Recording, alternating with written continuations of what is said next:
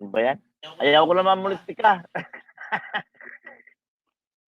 Bakit marami kang bisita kagabi? Gusto mag-campaign manager. Ano, tinatanong nila kung tungkol sa kandidatura mo? Oo. Aba, edi anong sinabi mo sa kanila? Tuloy. Tuloy. Then,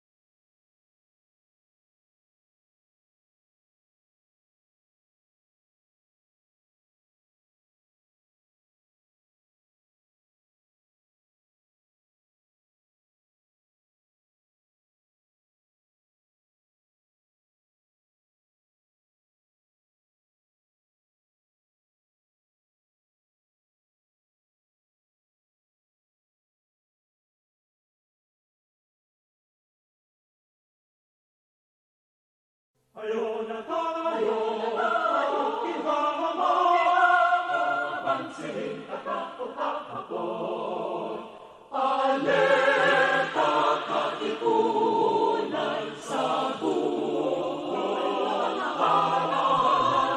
noon mararanasan sa ang hirap na katawan, walang ulan, walang ulan, walang maliit sa pagtulog, inuunan ay gulat, abansin katakutan ako, alerta katipunan, magiging kamay hanggang, pag-iayawin kahit mamatay sa laban. Layunin natin ay ikagulo, wala'y tubusin, masitam ko, ayaw na tayo maihama, abansin katakutan ako, alerta katipunan, alerta katipunan.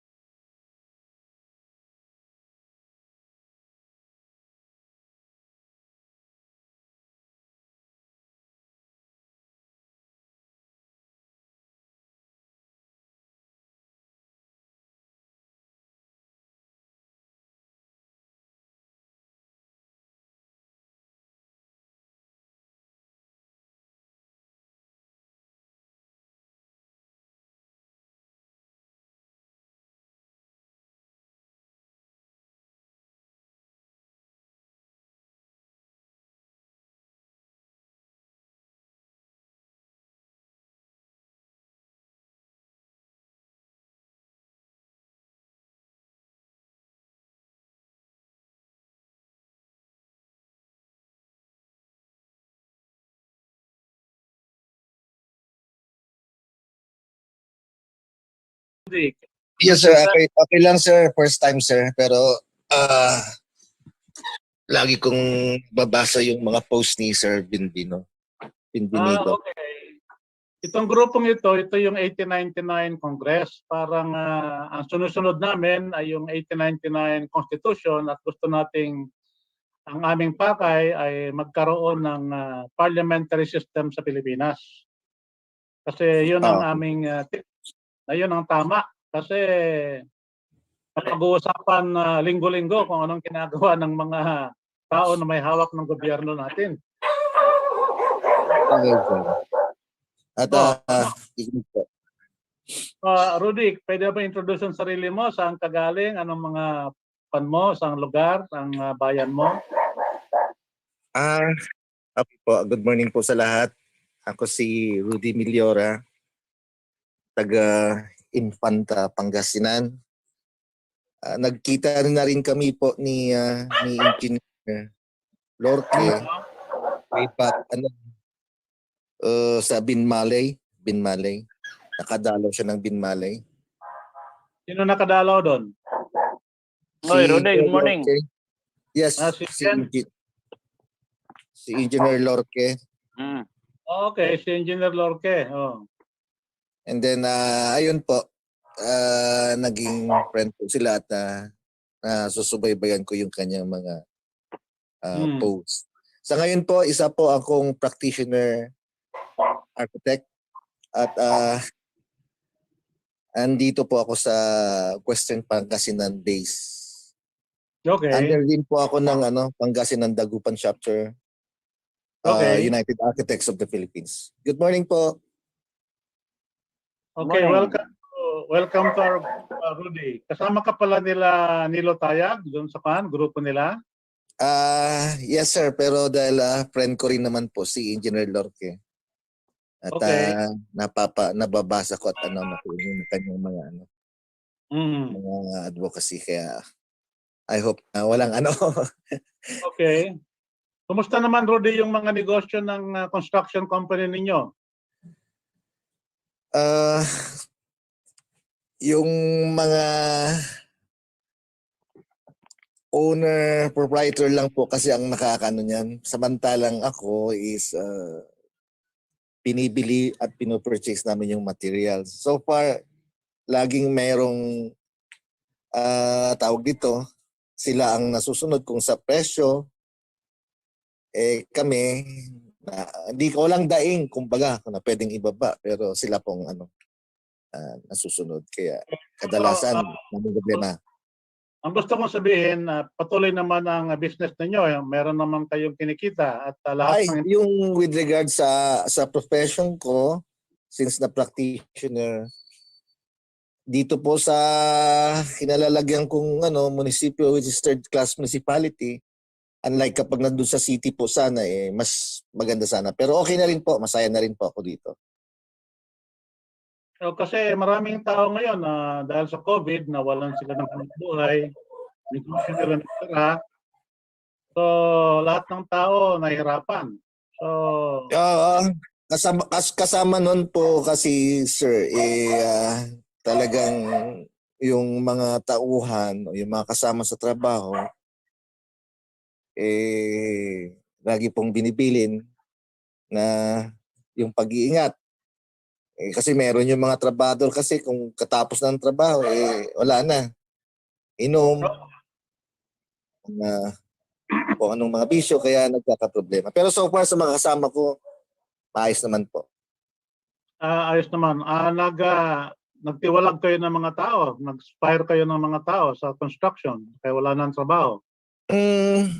Meron din po kasi yung iba, sa kabila na napahinto ng ilang buwan, mahaba-haba rin, kailangan din nilang maghanap.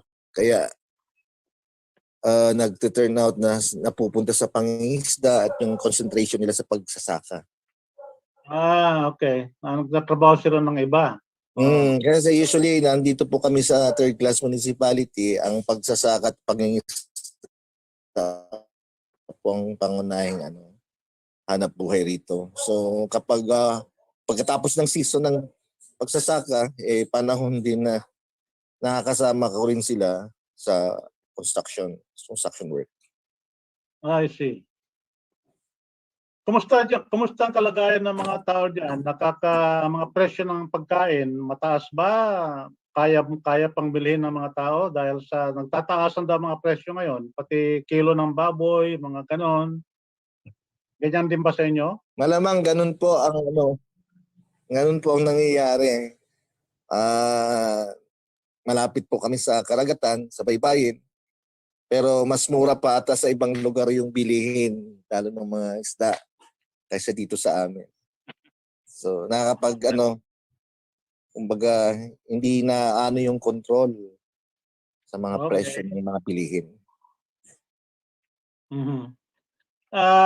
Matanong ko naman si Wilma. Wilma, dyan sa Nueva Ecija ka ba o Nueva Vizcaya, Wilma? Isabela po ako. Isabela. Oh. Diyan naman sa Isabela, ano naman yung kalagayan dyan? Ang pagkain ng mga tao, okay naman? Okay, sir. Kasi agricultural rito, maraming makukuha sa bukid. Tulad ng mga kangkong, saka kamote, ganyan. Saka yung mga nakakariwasa, magbigay sa kamag-anak po. Kaya po, nagmamakaawa kami kay King Tiburcio Marcos na ibigay na yung ayuda, mga pangako. Kasi gumawa kami ng mga gift certificate at magbigay ng 100,000 sa mga nag-apply na sa November or December para mabigyan namin yung mga nangangailangan po. Ganun po. Ano ito, merong mga nabigyan na ng tulong si Don Tiburcio diyan sa inyo? Prayer na lang po kung talagang meron o wala. Pero nagpapakita naman mga documents na meron mga deposit sa mga bangko. Kaya sa kumandidato. Ang sabi, Wilma, ang sabi ng mga ibang mga tao, wala naman talagang pera yan, kundi kinukuha pa yung pera ng mga tao na napapaniwala sa kanila. Totoo ba yun? Hindi po, sir. Yung mga 200 lang po ay para proseso ng papel lang po. Ganun lang po. Kasi kung sumobra, may nahabla na po sa Santiago Isabela at nakulong at nagpiyansa ng 50,000. Kaya very careful yung mga coordinator po dito sa Isabela po. Ganun lang po. Para sa processing ng papel. Nung makolekta sila ng 200 pesos each, kung mga kolekta sila ng ganun, pag marami silang makolektahan, di marami rin pera yon. Tapos maganda naman yung cancer, yung certificate, saka yung ID. Kasunod po yung 80. Binibigay sa inyo, ganun lang, certificate ID, pero wala talagang perang tulong na binibigay sa inyo. Wala pa po. Pag-asa na lang po, it's okay. What is 200 pesos naman? Kung magkatotoo, sabi ng iba, baka daw racket yan. Baka kinukuha lang ang pera, tapos wala na pagkatapos. Marami naman documents po. Medyo pag-isipan mo yan. Baka pinapasa ka lang sa wala, baka naman walang nangyari dyan. Okay lang po. At 10 million naman ng quota na members. Mr. Wilma, kung magtag 200, Opo, sir?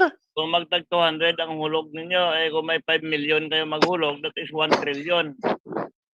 Hindi hulog yun, engineer. Yung ID ba? Kwan lang po yun. Proseso ng papel. Kaya nga, ID. Opo. Yan nangyari Ayun sa lang amin po. sa Lunita. Nangingi sila ng ID, tag 200, panahuli, ako sinisi nila, dahil saan na pagtapiran nga. Kasi, kumita na yung nangingi ng ng ID. Ako, naiwan. Hindi ako ngayon na nasisi nila. Sisihin nyo ako yung nagkuha ng pira nyo, huwag nyo ako sisihin. Ang advice ko lang, Wilma, pag-isipan mo yan kasi parang ilang taon ko lang naririnig yan, yung Talyano estate, wala namang nangyayari dyan. Panay lang kwento. Na siya may-ari. Okay lang po. Yan, sinasabi ko lang dahil nakilala ka namin, nakasama ka namin Oo. dito. Ang advice ko sa'yo, Basta, sino, huwag ka na opo, magdagdag. opo. Kung ano man ang binigay mong pera dyan, huwag ka na magdagdag sa mga kwento nila. At huwag mo na rin hikayatin Yun lang. kasi Okay lang po. baka ikaw sisihin nila katulad ng pagsisi nila kay Engineer Lorque. Pagkabigay nila ng pera, si Engineer Lorque na iwan, siya sinisingil ngayon kung ano nangyari. Ano nangyari doon sa mga taong yon, Engineer? Ay, Okay. minura ko sila dahil sino ako binigyan niyo ng pera, sabi niya si Juan. O si Juan, tanungin mo, huwag mo ko tanungin. Yun na nga. Oh. Okay. So, yung ating mamayang mga last Gs sa ating grupo, magsasalita yung Deputy Secretary General ng PDSP kung paano sila makakatulong sa ating kampanya na tayo ay makapag-kumbinsi tayo ng maraming mga kasama na magbago ang pamahalaan ng Pilipinas mula sa isang republika na presidential papunta sa isang parliamentary democracy. Yun ang kanilang tutok din bilang isang partido at sila mamayang alas 10 darating si Bernard Austria at makasalita sa atin. Pero habang wala pa si Bernard, ngayon naman, ang ating makasalita ay si Engineer Lorque at siya ay, sabi niya, nag-research siya tungkol sa kaibahan ng unitary system sa federal system under a parliamentary setup. O nakahanda ka na ba na magpalit-palit tayo ng kuro-kuro parang discussion panel, Engineer Lorque? Oo, kuro-kuro lang ito dahil ang dapat na ipresenta ko kagabi, hindi ko nagawa. Ayan yung Okay minsan mahirap marami, may mga bisita ka na hindi mo na magawa-gawain mo. Okay lang. So ano yun yung pagkakaintindi mo ng, ako na lang na magde-debrief sa'yo, anong pagkakaintindi mo ng kaibahan ng unitary system sa federal system? Kasi ang parliamentary, tatlong klase. Sabi ko tatlong klase, gawa na ito, may unitary, may federal, at saka confederal. So, itong confederal, hindi yan makikita doon sa mga estado sa labas ng bansa, sa ibang mga bansa, walang confederation. Pero sa EU, doon ma-apply ang confederation. Yung sa European Union, na-apply ang confederation na yan. Pero sa ibang bansa, hindi nagtagamit yan. Ang ginagamit lang, it is either unitary or federal.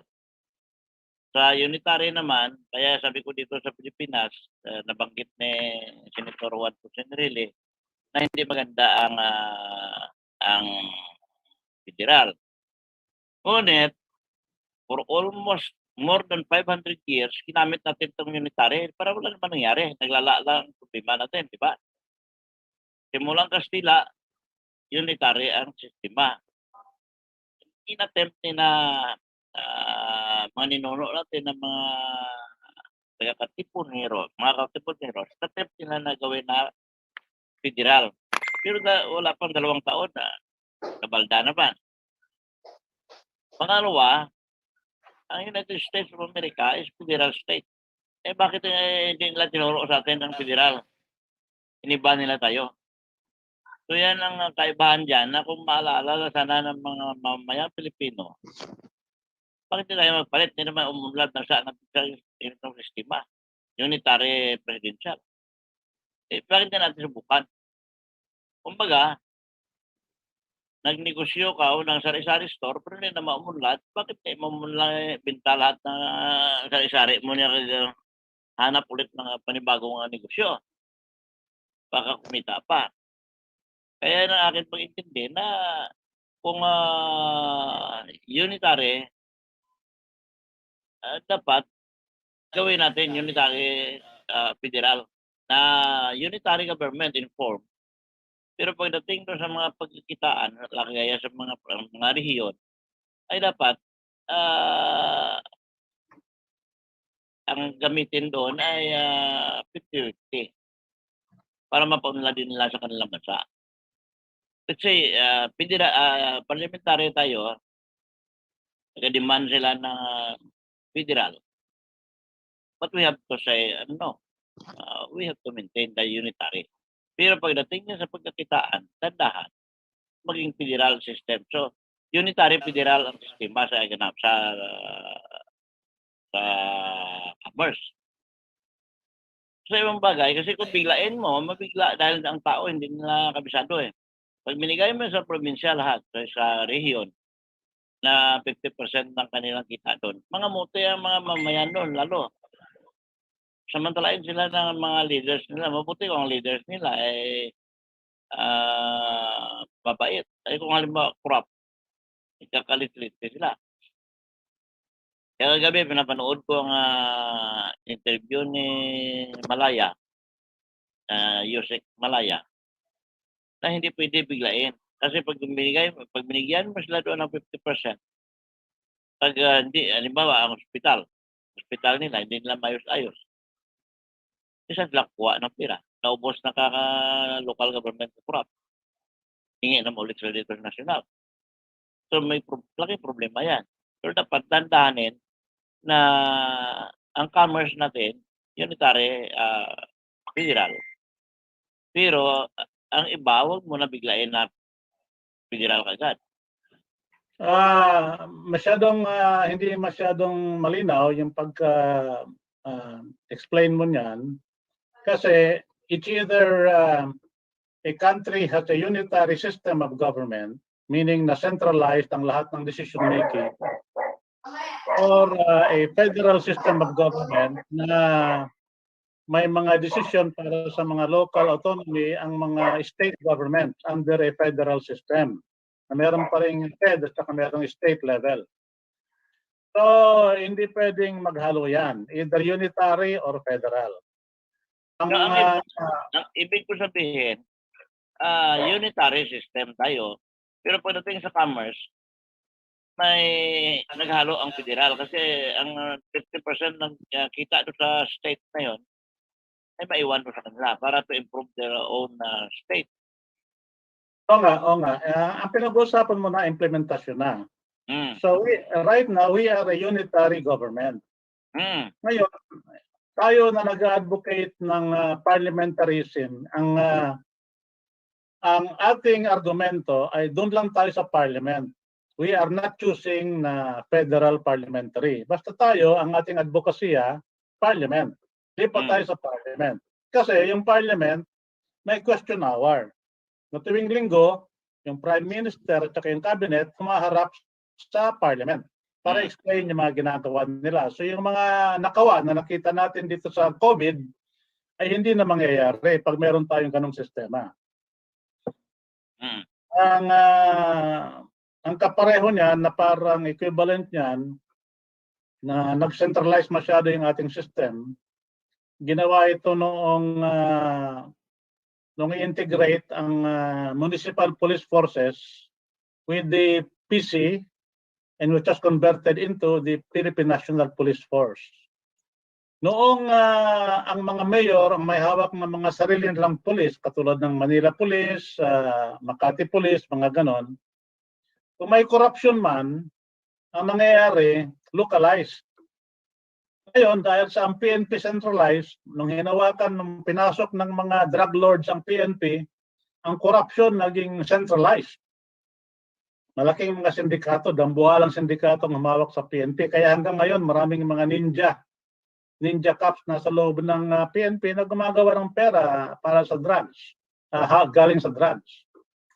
So, yung ating sistema na ating tinutukoy na para pumunta tayo from presidential system, presidential unitary, papunta lang tayo sa parliament, unitary pa rin sa simula. Kasi yun ang ating pinaka-maiging transition. Para yung mga tao na mga ayaw ng federal ay sasali pa rin sa atin. Kasi sila ay kumbinsido na parliamentary ang gusto natin. Kaya yan ang ating dapat na dalhin sa ating pagpapaliwanag na ang ating posisyon ng 1899 movement ay shift to parliamentary. Ngayon, pag may parliament na tayo, saka na pag-usapan kung mag-unitary ba tayo o mag-continue sa unitary o magpunta tayo sa mga federal states. Kasi nabanggit ko yan, kasi when we talk about parliamentary, automatic ang unitary at saka federal na dyan. Kasi So, yung mga taong gumagawa. Napansin ko nang gumawa sila ng konstitusyon sa Kunkun, ng pinagawa ni Digong yan, may problema doon.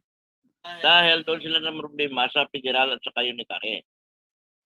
Kaya nag-suggest ako na, okay, initially, we have to adopt unitary.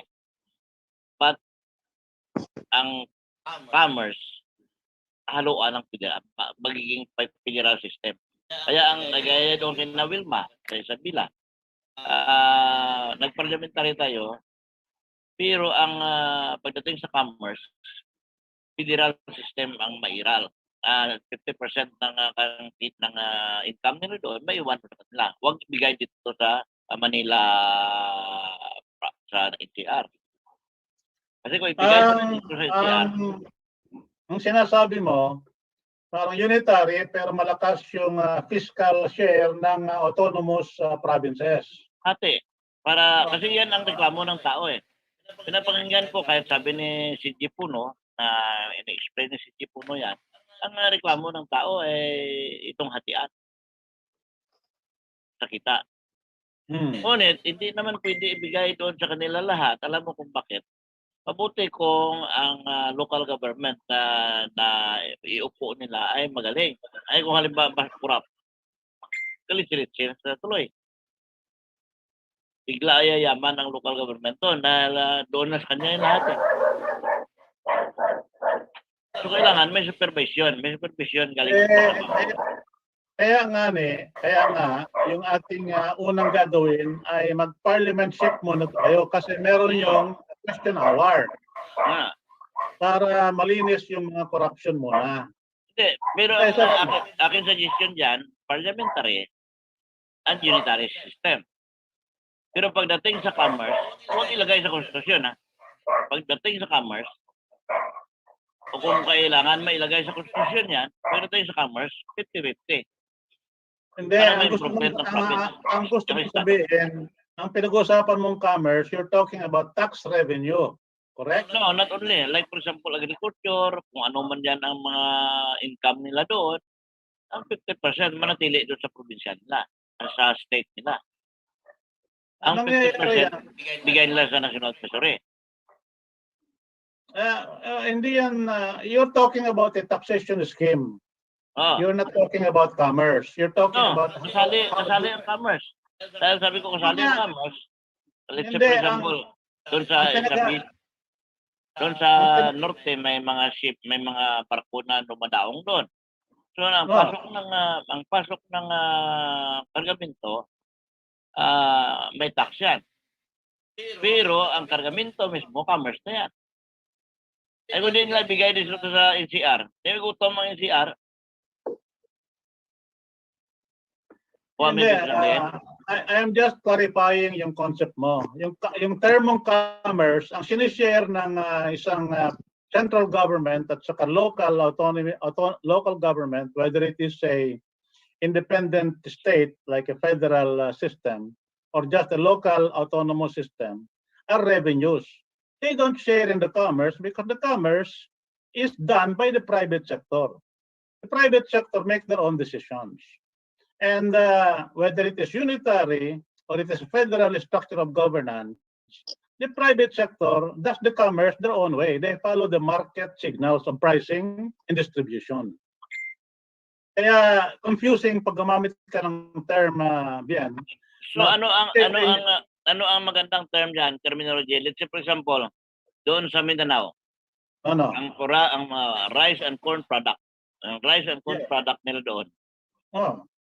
Kung kasi ginawa nila to sa Iloilo, ang rice and corn product, hindi mo pwede padala dito sa Manila kung walang permit. So, ang nakikita ako doon, kaya nag-usap kami na art defensor dyan. Paano ka kung halimbawa sabihin mo na hindi pwede? Hindi, sabi niya pwede naman, pero huwag lumampas sa 5 sako.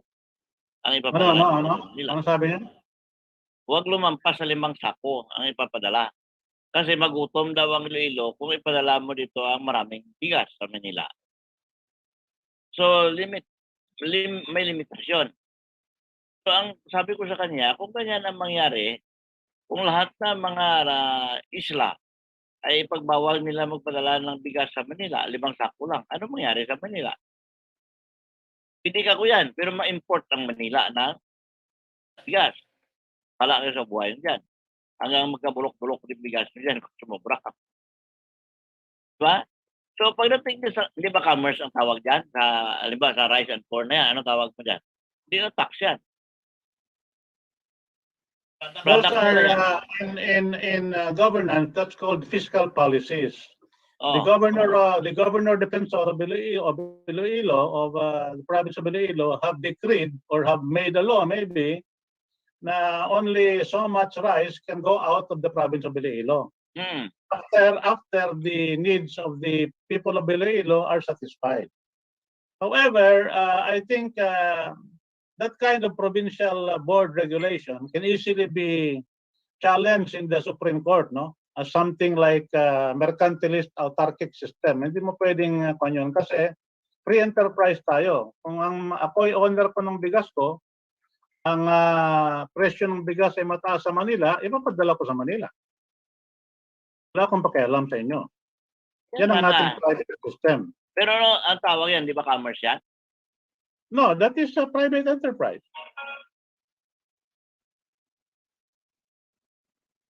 Ang sinasabi mo, government regulation. Ang sinasabi ko, under a private free enterprise system, hindi pwede yung rule na yon na ginawa ni Defensor. Hindi pwede yon na hindi lalampas sa 5 sako, something like that. Hindi pwede yon. Alam mo naman, ang Pilipino, hindi nga sana pwede. Ang problema sa Pilipino, takot magreklamo. Tingnan mo lang ito sa nangyari sa COVID. Mandatory vaccination. Hanggang kita ilan lang ang nag-oppose dyan. Ugali ng Pilipino. Okay. Ang kinaklaro lang natin dito, Bien, is the difference between unitary and federal system. Okay. The unitary system is a system where the central government makes all the decisions, decentralized on revenue collection and things like that. Ang pinapilit ko lang kasi nakikita ko doon, tama yan, ang nakikita ko doon, o sa si Puno at saka si Malaya pang mag-explica, more or less 500 years unitary system tayo at wala nangyari sa bansa natin dahil dito sa Manila napunta lahat na kagawawa ang mga bansa doon sa ang mga estado doon sa labas. Ngayon, ang isang komparasyon nila, kagaya nito, sa unitary system, Quezon City at Makati mayaman na syudad. Pero may ira sila. So dapat, wala na silang ira. At ang mga mahirap doon, kaya ang mga lugar doon sa Mindanao o sa Visayas na naghihirap, may ira rin, pero kaunti lang na hindi sapat sa kanila. Pangalawa, kung minsan hindi pa nila nakuha ang ira nila dahil kalaban nila ang local government unit nila doon. So ang ibig ko sabihin, pagdating sa ganyan, dapat maliwanag sa konstitusyon. Kasi kung hindi mo ilagay sa konstitusyon yan, marami loophole. Gawaan na nila ng loophole. Pero dapat doon sa parliamentary constitution, either we have to adopt a constitution or not. Kasi dalawang klase ang parliament. Ang gaya sa France, may constitution. Pero sa England, wala silang constitution. So, okay, ako lang, kinaklaro ko lang yung usapan. Huwag nating paghaluin yung structure na dinidefine natin at saka yung process of implementation kasi magkakagulo usapan natin. Napupunta ka na kaagad sa implementation eh. Maraming variation ng pag-implement. May tamang pag-implement, may maling pag-implement, may hindi nag-i-implement. So ngayon, ang ating didistinguish muna na para maintindihan ng andito ngayon sa discussion natin, naklarado ang kaibahan ng unitary structure at saka federal structure. Klaro na ba tayo doon lahat? Wala nang tanong ang lahat. Klaro na ba yan sa isip mo, di ba? Kasi ikaw, marami ka nang narinig na mga lecture dyan, so mas klaro rin siguro siya. Pero klaro sa iyo ang kaibahan. ng unitary structure of government and a federal structure. Ang comparison niyan ay katabi nating bansa. Yung Malaysia is a federal republic. Alam ko. And also parliamentary. Mayroon silang mga separate states, tapos federal sila. Tayo, wala tayong mga states. We are just a unitary system. So ang forma natin is unitary. Compared to the United States, federal ang United States. Compared to Malaysia, federal ang Malaysia. Ang state of Singapore is a city-state. It is a unitary republic and also a parliament. So yung Prof. Hel, iklaro ko lang na I'm sorry nag-jump ako sa implementation. Pero yan ang problema dito sa bansa natin. Una-una, marami nagsalita ng parliamentary, marami nagsalita ng federal, pero hindi nila alam kung ano yung federal. Kaya tinanong ko, nag-speech ako sa Manila, tinanong ko ang mga tao, ilang klase ang federal? Angat nyo kamay nyo. Ang federal ko, 12 na klase ng federal. Saan dyan ang pabor sa Manila? Walang magkasagot. So, ibig sabihin, nagsasalita ang mga Pilipino ng federal, pero wala silang ideya, ano ba ang federal? Kaya gaya lang. Kaya sabi nga, yung pinadala ko sa iyo na speech ni Panilo na yun, nagtanong si Panilo, sino mga college graduate dito? Naku, wala. So sa madaling salita, ngaw ka man nangawaw ano yan, ay ang mga nagakinig ay walang alam. Hindi nila maintindihan. Kaya I'm sorry, nag-jump ako doon sa implementation kasi ang problema dito sa atin sa bansa ng Pilipinas, ang implementation, ang sistema ng implementation. Marami nga tayo batas, hindi tayo implement. Tama yan. Pero ngayon, ang ating konsepto na pinag-uusapan ay yung kaibahan lang ng unitary at federal. Oh, yan nga, ang unitary sa Manila, ano tawag nila? Manila, basta dito lang sa Manila napunta lahat.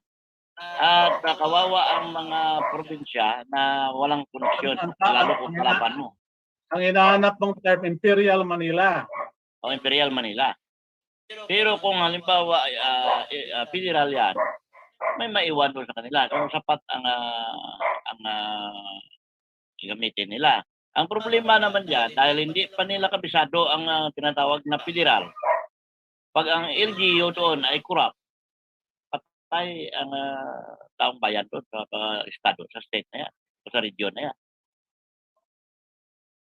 Oo nga. So, ang sinasabi mo, under a unitary system of government, nako-concentrate ang wealth sa central decision-making area, like Manila. Oo. Pero ang aking suggestion ko lang ito. Now, when we adopt the parliamentary system of government, parliamentary, unitary. But, pagdating doon sa implementation, doon sa nabanggit ko na yan, ihalo natin ang sistema ng federal para hindi sila mabigla na ay bakit wala nag-parliamentary nga, wala naman pa tayo pag-inapak yan. Kasi yan ang problema ng taong bayan. Ngayon, ang way na pag-explain yan ay mga actual cases. Sa Spain, ang Espanya ay isang parlamento. Okay? At saka unitary sila. Unitary, centralized ang government ng Madrid, no? Hindi sila, wala silang mga states, wala silang gano'n na separate. Pero meron silang mga parang Bangsamoro region. Catalan, mga gano'n. Meron silang gano'n. Tsaka yun, binibigyan nyo ng mga special subsidies ng gobyerno para magkaroon sila ng sapat na kasarinlan at kakayahan para mabuhay sa kanilang autonomous region area.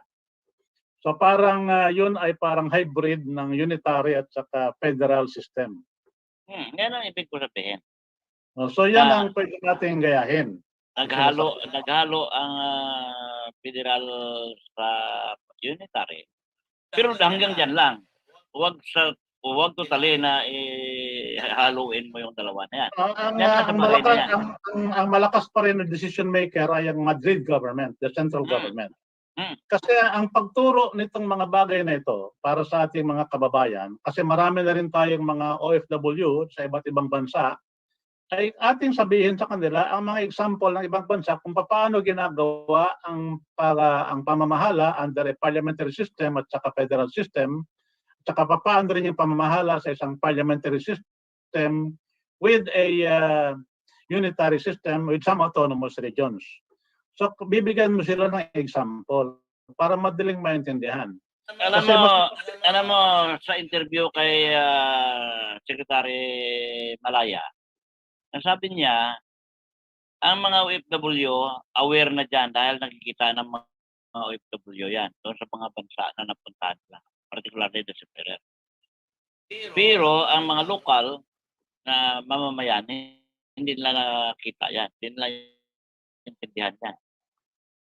Kaya sabi niya, ang malaking suporta ng parliamentary government ay OFW. Sa lokal, nagkakontra sila dahil hindi nila naintindihan. Alam mo dito sa ating bansa, ayan nga sabi ko na kuminsan, binibigyan mo na ng pagkain, nahiya pa, ayaw pa niya tanggapin. Kasi baka daw, baka nakakahiya. Parang ganyan ang sistema. Kasi, kayabangan natin kuminsan na mahirap itago, ano yan matago, mahirap kuminsan itago. So, ang ego, doon simula ang kalitiliti natin kasi mataas ang ego natin. Hindi na. Ibababa. Ang sinasabi mo lang, ang problema ay ang pagpapaintindi sa mga tao kung bakit mas makakabuti sa atin ang isang parliamentaryo na setup, di ba? Yun lang naman ang problema. I-isolate natin ang problema. Kasi pag halo-haloin natin ang diskusyon, nagiging komplikado ang ating pag-approach sa problema. I-isolate natin. Ang problema lang natin ngayon, paano natin makumbinsi ang mga Pilipino na mas maigi kung tayo ay magkaroon ng parliamentary setup. Ang sinasabi natin sa ating dito, sa ating maliit na grupo, at saka sa mga nakikinig sa atin dyan na nakakabit sa ating live streaming, na ang ating pamahalaan ngayon ay halos kontrolado na ng sistema ng korupsyon. Talamak na masyado ang korupsyon.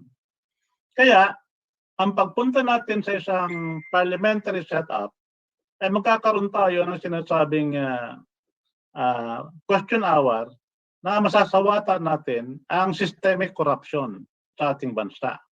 Ang sagot sa systemic corruption ay systemic vigilance under a parliamentary setup. Kasi ang parliamentary setup ay mayroong question hour na tuwing linggo-linggo, yung mga may hawak ng kaban ng bayan at nag-iimplementar ng ating paggogobyerno ay sasagot sa kapwa nila members of parliament. Explica kung anong ginagawa nila. Sa gayon, namomonitor ang lahat ng aksyon. Magpaplano ka pa lang ng corruption ay medyo halata ka na kaagad. Kaya ang ating pag-advokasya na tayo pumalit sa parliamentary, hindi natin dapat sabihin kailangan natin ng constitutional change. Ang dapat natin sabihin sa ating mga kapwa Pilipino, kailangan nating masawata ang korupsyon, ang sistema ng korupsyon. Ang pagsawata nito, ang pag-prevent nito, ay ang pagbantay nito, ay systemic vigilance na available lamang sa parlamento.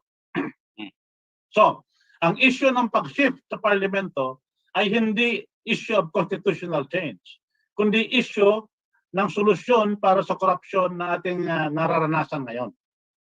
Kasi, kung gawin mong constitutional change, ang mga nandyan sa gobyerno, nakikinabang sa korupsyon, sasabihin niyan, wag muna natin pag-usapan yan kasi constitutional change yan eh. Marami tayong problema, COVID, ganito, sa China, kinukuha ang teritoryo natin, tapos marami mga mahihirap. Yun muna ang solbahin natin bago tayo mag-usap ng constitutional change na yan. Yan ang maling approach. Yan ang kalokohan ng ating mga politiko. Kaya sasabihin natin, hindi ito issue ng constitutional change. Ito ay issue para tapusin at ating bigyan ng solusyon itong talamak na korupsyon sa bansa natin. Kaya ang intensyon, ang problema, ang interpretasyon ng mamamayan, lalo mga politiko na nakaupo sa Kongreso at sa Senado, iba. Nagpapaalam sa atin si Rudy, so okay lang Rudy, kung makabalik sa discussion, okay, pero may trabaho ka, okay, kailangan ng hanap buhay. Sige, okay. Thank you sa pagsali mo sa atin Rudy, bumalik ka na lang later. Thank Opo, you very opo. much. Maraming salamat. Maraming salamat. Ingat po. Amay. Okay, thank you very much. Pagpunta mo. Pero dito tinanong ko ano mo ka ni ano ko ni Milyora, neto ni Milyora. Kasi balik yun siya. Opo. Okay. Oh, sige, Rudy. Okay. Thank you for attending. No, I hope we see you Ingat. again next Saturday or sometime. Okay, thank you. Salamat. Okay. So, anyway, sana may natutunan ka kahit konti or kaya may mga tanong ka later on. Okay po. Sasagutin namin. Ingat po kayo sa Ay, oo nga pala. Anong balita dyan na nangyari nung isang araw? Di ba? Diyan sila sa Pangasinan? Rudy? Malis na. Yes po, Yes po, ano po sila, nagkaroon po ng gathering. Nandoon ka ba? Yung sa nakapunta rin po ako, nakadalo po ako, engineer. Nakadalo po ako doon. Nakita ko lang tulog si Sumama Manila, si tulog. Secretary Panelo. Nandun din si Secretary Panelo. Ayun po. Pero ang binanggit nila na kung mag-revolutionary na dapat handa mo sarili mo na patay o buhay na you have to take over the provincial capital of Pangasinan. Ano pa nanaw mo dyan? Yung action, yung pagkilos sa aking obserbasyon, hilaw pa. Yung koordinasyon talagang kailangan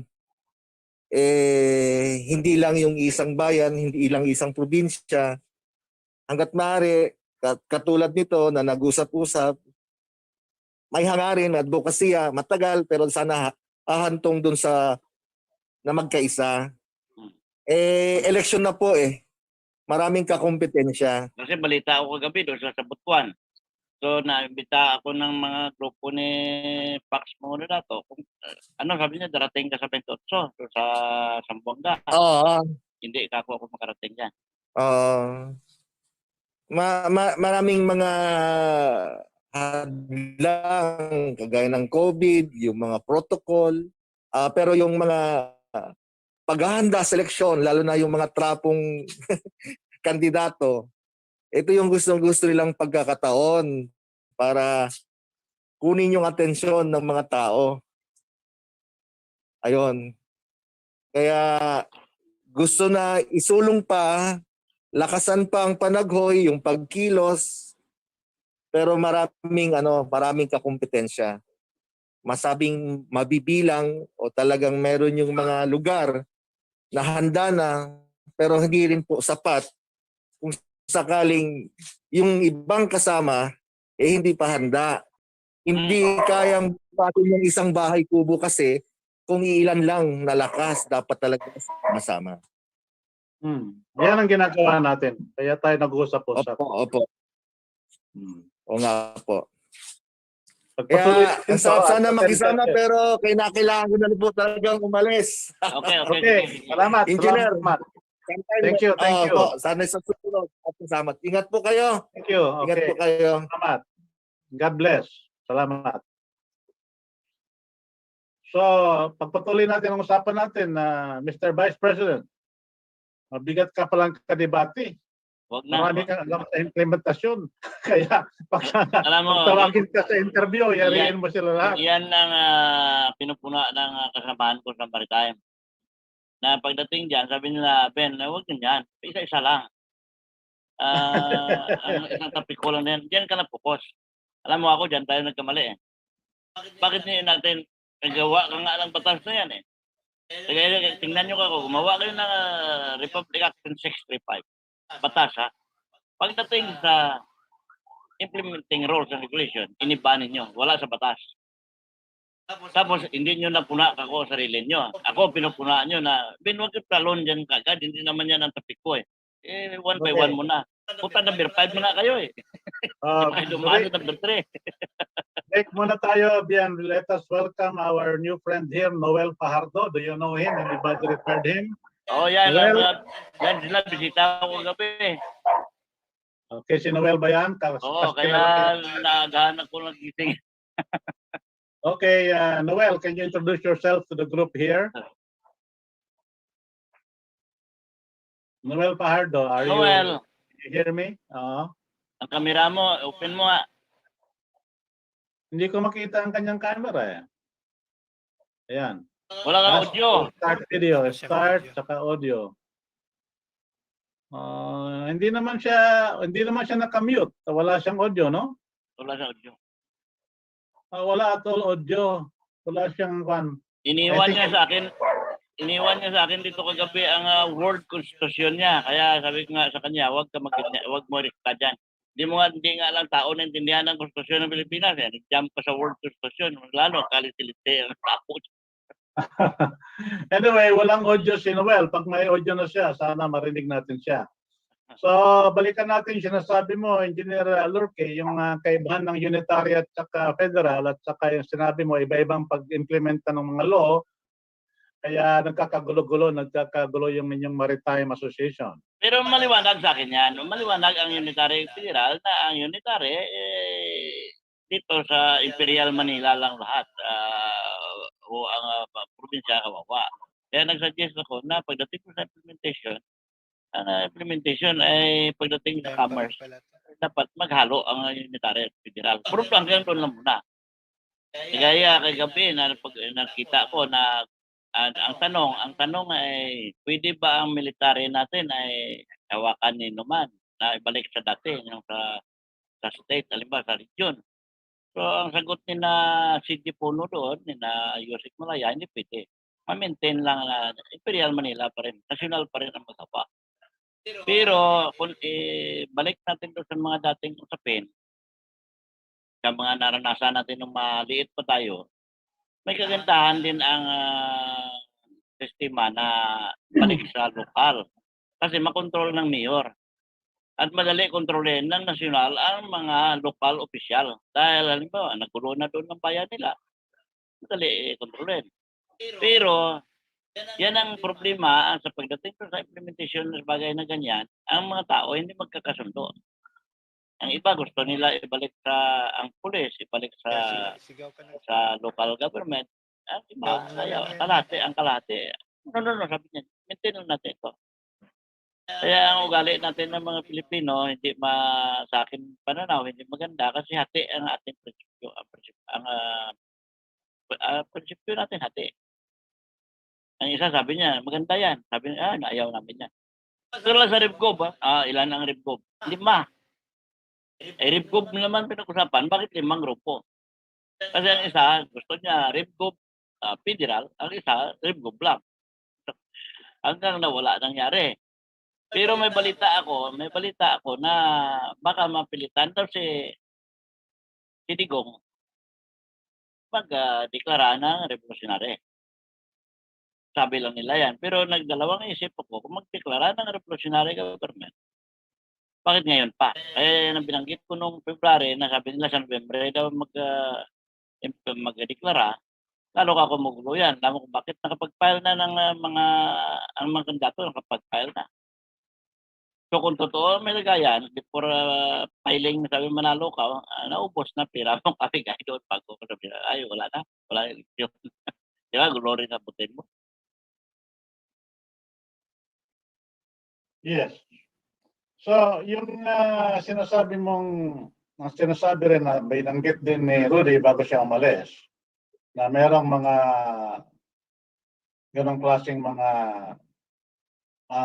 pagkilos na hindi naman nabubuo kasi iba-ibang direksyon, iba-ibang mga tactical na mga kombinasyon ng mga kagustuhan nila. Kaya hindi nagkakaroon ng sinasabi niyang pagkasabay-sabay na pagkakahanda. Kasi yung iba handa na, yung iba hindi pa, kaya hindi rin pwedeng kumilos ng sabayan. Kaya ganito nga, meron tayong usapan na ganito, meron tayong session every Saturday para pag-usapan ito at talagang maintindihan ng mga nakikinig sa atin, hindi lang yung mga dumadalo sa actual discussion dito, na ito ang ating mithiin. Na gusto nating magkaroon ng solusyon ang problema ng kahirapan ng Pilipinas na dulot ng korupsyon na talamak na kaya hindi makaalpas ang ating mga kababayan sa kahirapan nila.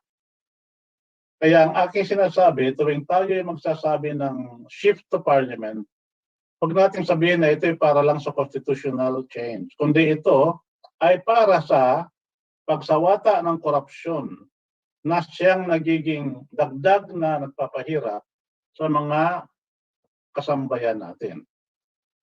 Yan ang dapat na approach. Kasi ang karamihan yan, parliament shift yan, saka na pag-usapan yan, constitutional change yan eh. Malabo yan, marami pang ibang problema. Hindi, ang sasabihin natin, priority ito. Ito ay ating pangunahing solusyon sa korupsyon na talamak natin ngayon.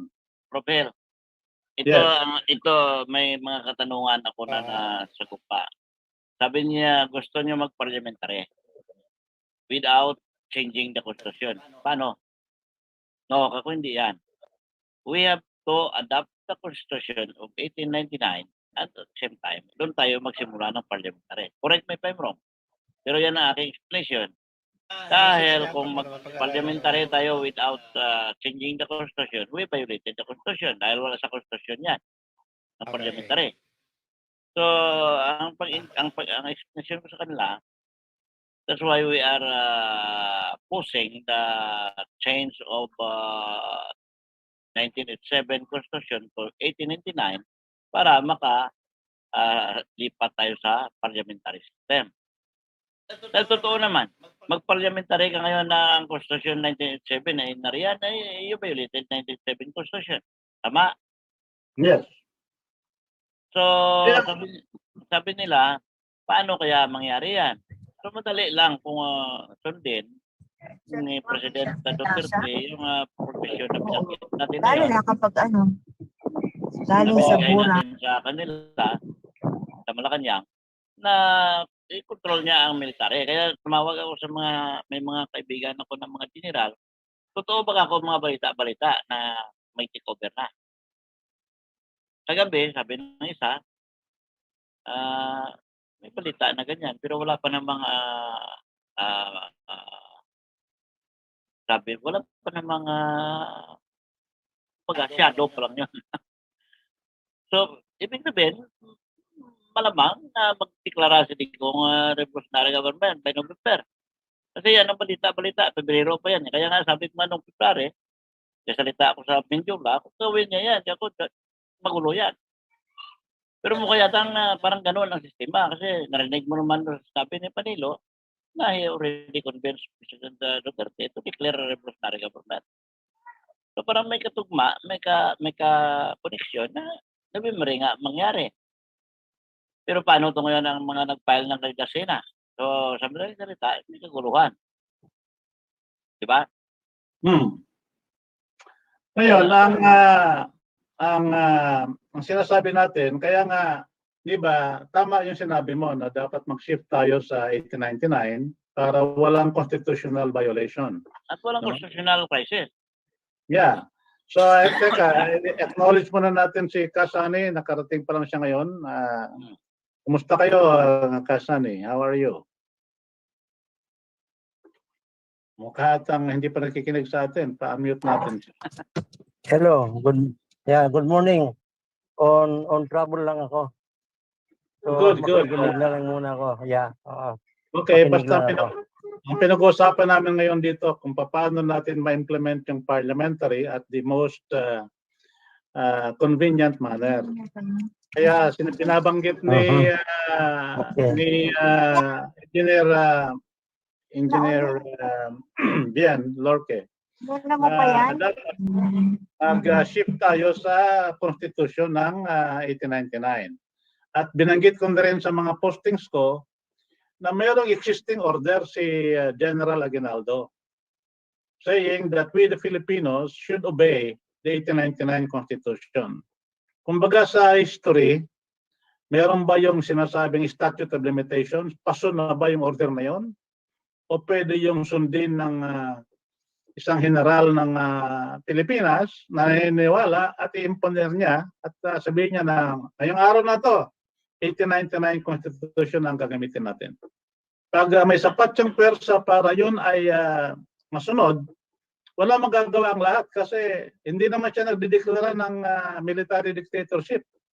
Sinusunod lang niya ang konstitusyon na dati nang inanda sa atin ng ating mga ninuno.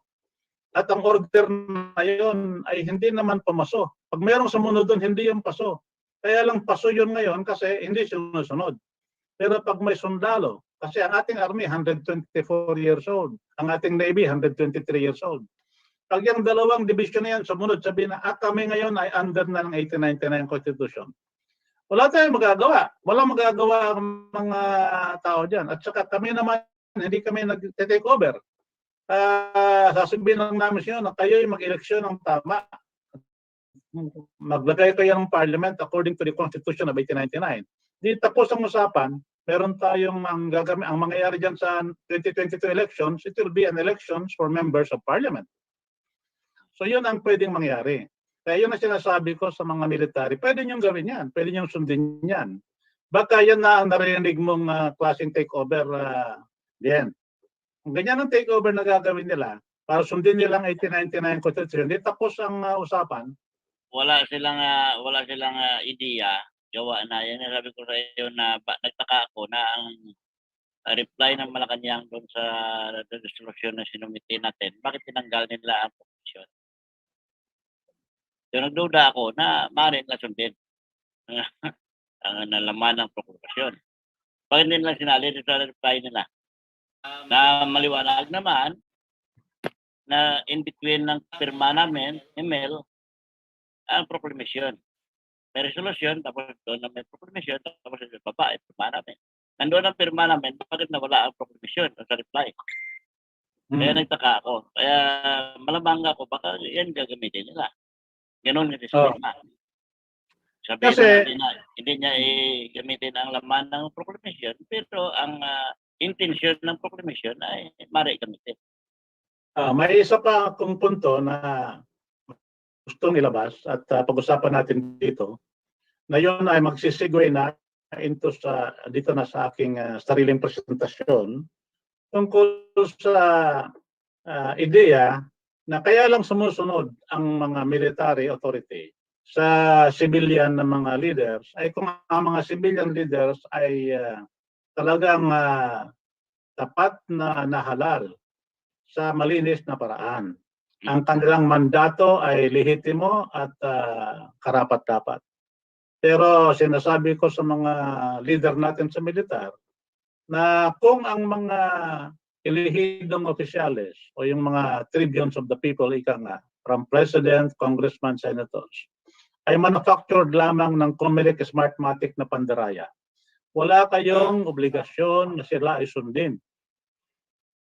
Kayo ba'y tatanggap ng utos na manganguluhaga ng buhay at kamatayan ninyo sa isang presidente na hindi naman talaga halal ng bayan? Yan ang mangyayari sa atin. Halimbawa, ngayon, bago pa umabot sa May 9, 2022. Halimbawa, magkaroon ng COVID si Digong at mamatay. Ang papalit sa atin bilang presidente sa kasulukuyang konstitusyon natin ay si Leni Robredo, Vice President. Magiging presidente yan. At since siya ay kandidato bilang pagka-presidente, para siya ngayon ay incumbent president na tumatakbo para sa eleksyon niyang sarili.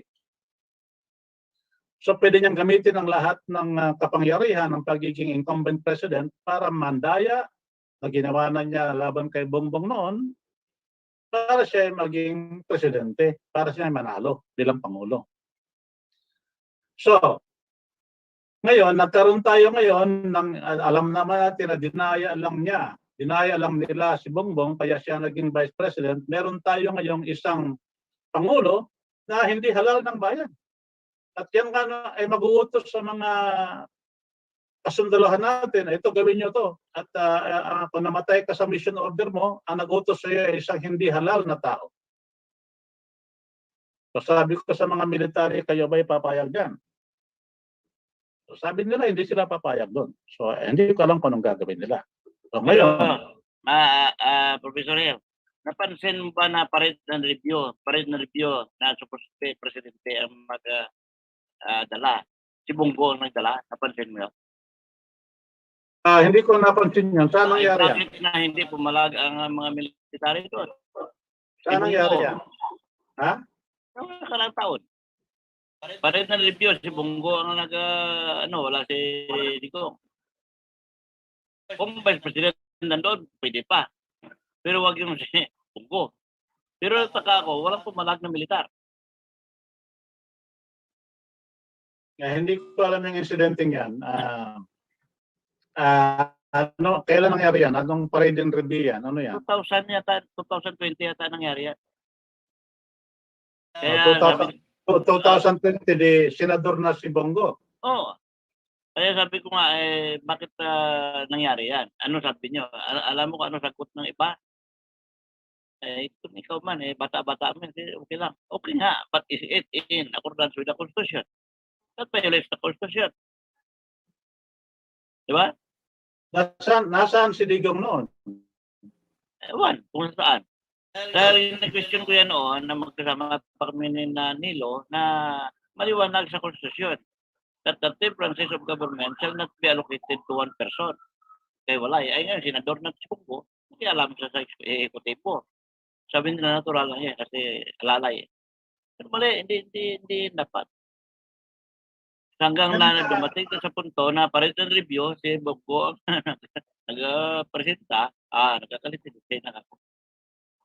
Yan nga ang sinasabi ko tungkol kay Bongo. Kaya tinatawag ko si Bongo na political amphibian. He is both a Malacanang tadpole and a senatorial frog, no?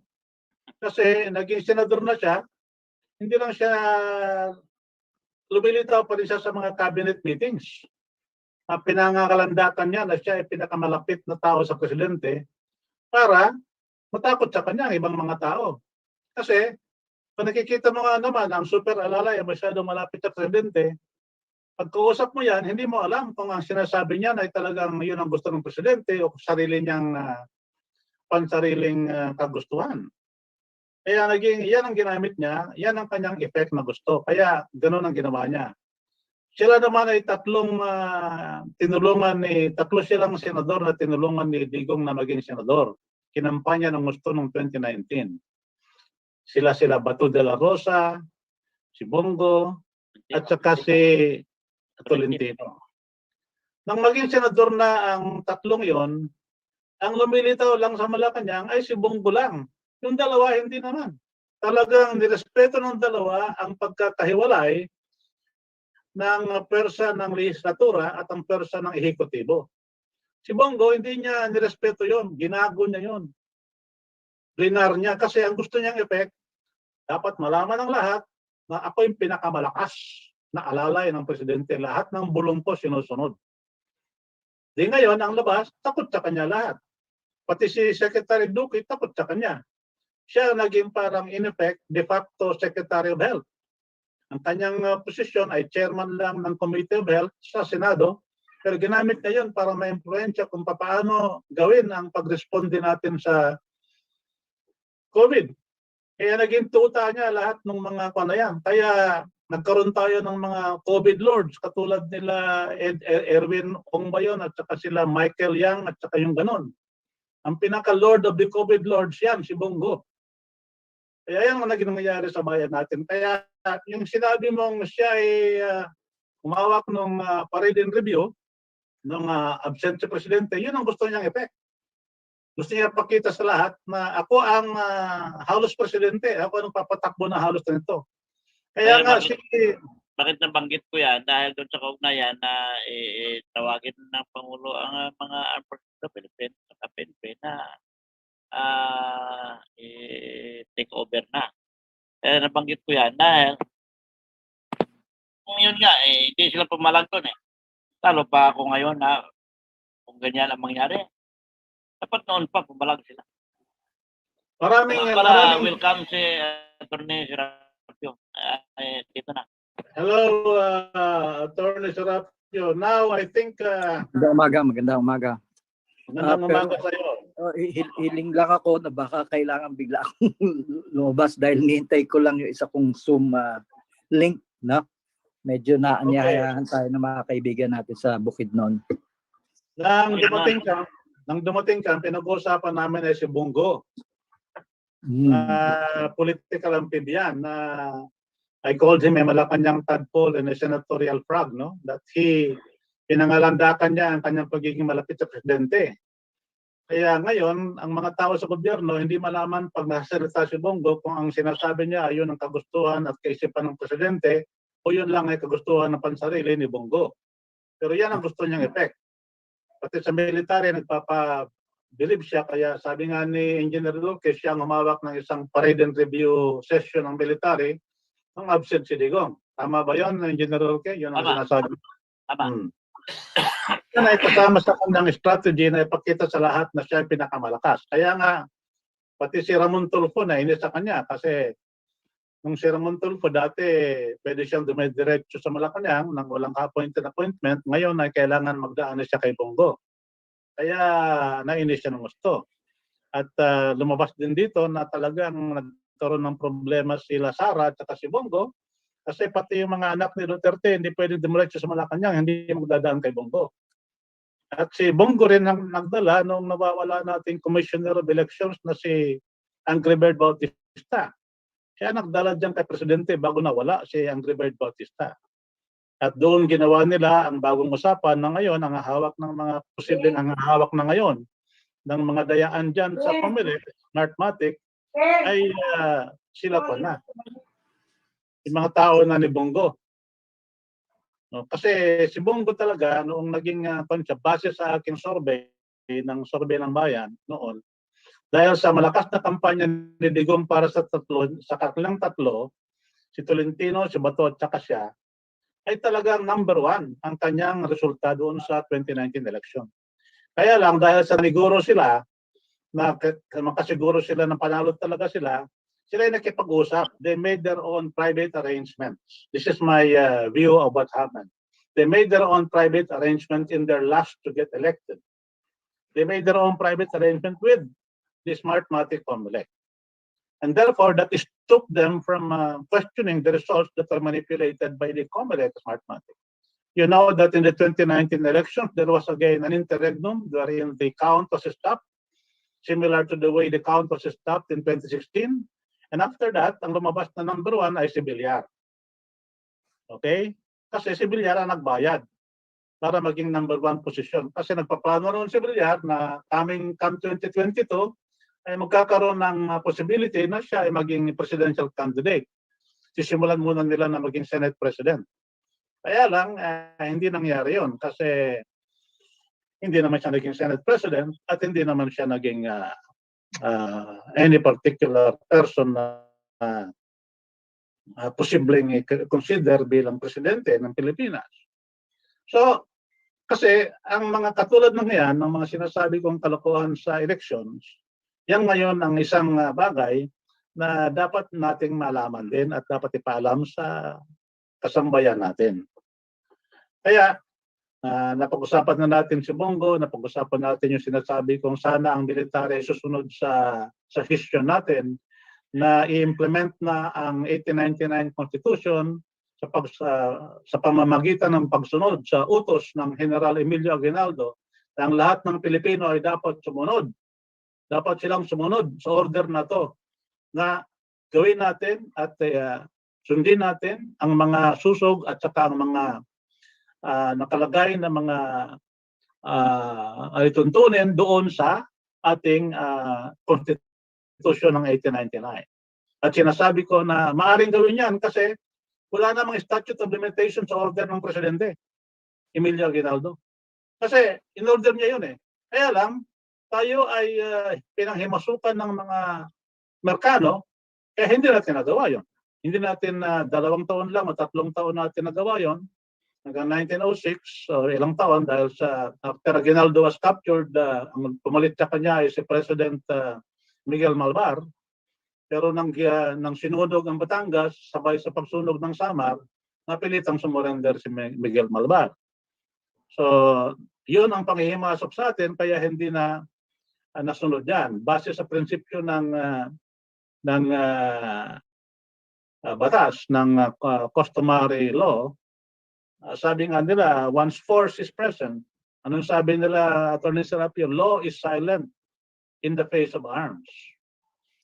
Because it was the arms of the Americans which silenced our 1899 Constitution. But now, we are a free nation.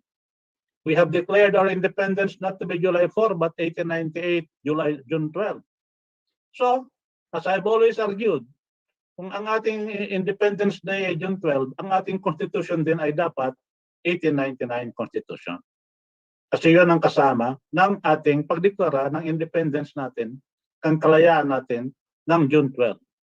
Kaya lang, ang ginawa natin ngayon, since nauntol yun, dahil sa pwersa ng Amerikano at that time na dinideklara ni Macapagal yun ay malakas sa Pilipinas, katatapos lang ng Harry Stonehill scandal na kasama siya, kaya hindi natuloy yung paglipat natin sa 1899 Constitution. Naging half measure. And we have to complete that. And that's why we are trying to educate the military to have enough political will to implement this. We are talking to some military people up to the very young group that are now just 35 or 40 years old. The class Sanglingan of PMA and the same class of the Philippine National Police Academy to tell them about these things and educate them about the only reason why the 1899 Constitution is not enforced because nobody is enforcing it. That there is no statute of limitations in my mind to that order of President Emilio Aguinaldo. Now that we are a free people, we are really independent, let's prove it by going back to our sovereign Philippine Constitution, which is the 1899 Constitution. And when the military obeys that rule, they are not imposing a military dictatorship. They are only following the rule of a president, of a constitution that was enforced by our founding fathers, that was bought with their blood, with their sweat and their tears. So we are just making an appointment with history when they do that. And that's what I'm trying to tell the military. And in that manner, they will not be imposing a military dictatorship. They will just go from one constitution into the interregnum of another constitution, which can then be a reset button to which we can update and adapt to the modern requirements that we need. And it has been done before in the past. Okay? So there is this is more legitimate than the move of Cory Aquino in 1986, when she double-crossed first Juan Ponce Enrile, and then second, she double-crossed Doy Laurel. Why? Because she did not follow the 1973 Constitution on which she claimed to have won the presidency. The 1973 Constitution of Marcos was a parliament constitution. It was imperfect because Marcos monopolized foreign policy as well as did not allow, and also the military command, which is similar to the French system, but his parliament of 1973 did not allow a question hour.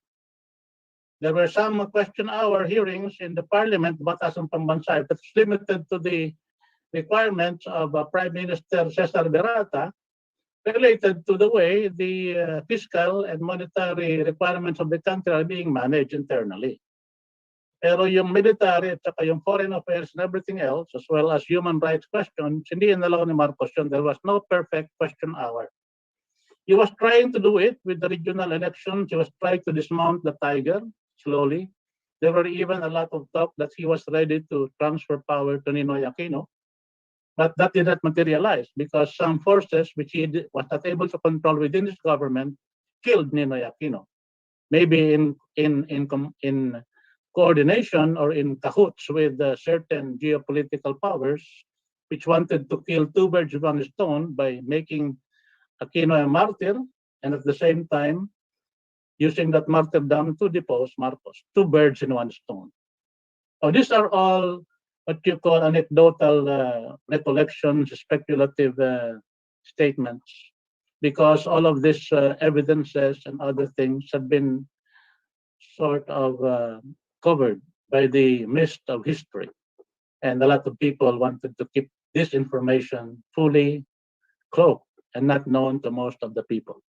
However, going back to the question of creating a force that will implement the 1899 Constitution, that's also related to the question of the military only respecting the civilian authority if they were truly elected by the people. However, the present time, we know, and I have just posted something to show that the COMELEC registry right now for the 2022 elections is padded with about 10 million voters. So we will again be subject to electoral subversion by the COMELEC Smartmatic syndicates. And although there is a process of being partial to the incumbent, these syndicates will always go to the highest bidder. And now, with the entrance of Leni Robredo into the elections campaign. Meron na Robas, sakan mo kay John din. What? Tayo dito na ano yata, kung di na siya mag-host. Hindi tayo. Tayo na. Hindi tayo ang host.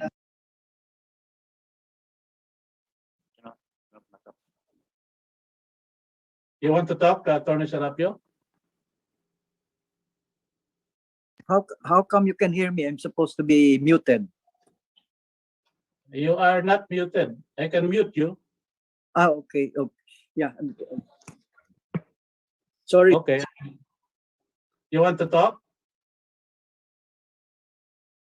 Okay. Are you ready? You want to talk? You want to comment on what I was saying? Okay. I was saying that the civilian supremacy is only present and followed by the military authority if they have legitimate mandates. However, the entrance of Robredo into the fray and the present padded voters list in the COMELEC, which is padded with 10 million voters, makes it possible for Leni Robredo to win through cheating. Because the backers of Robredo, George Soros and Mark Malloch Brown, and the same group that made the Nobel Peace Prize awarded to Rappler, Miss Risa of Rappler, the Nobel Peace Prize, which pissed a lot of people,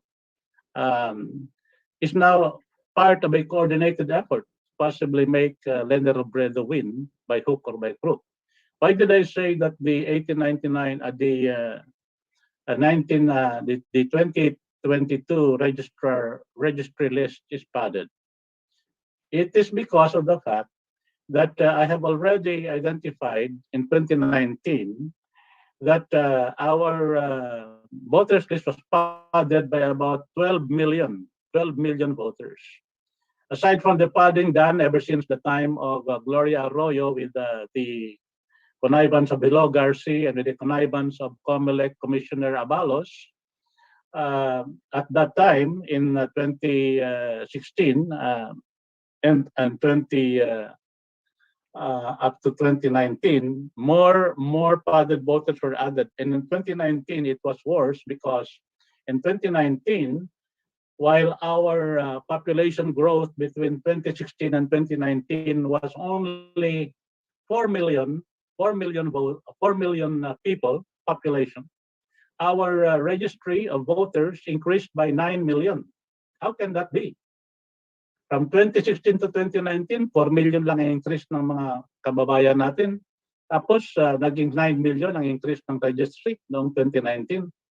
Talagang kagaguhan yon.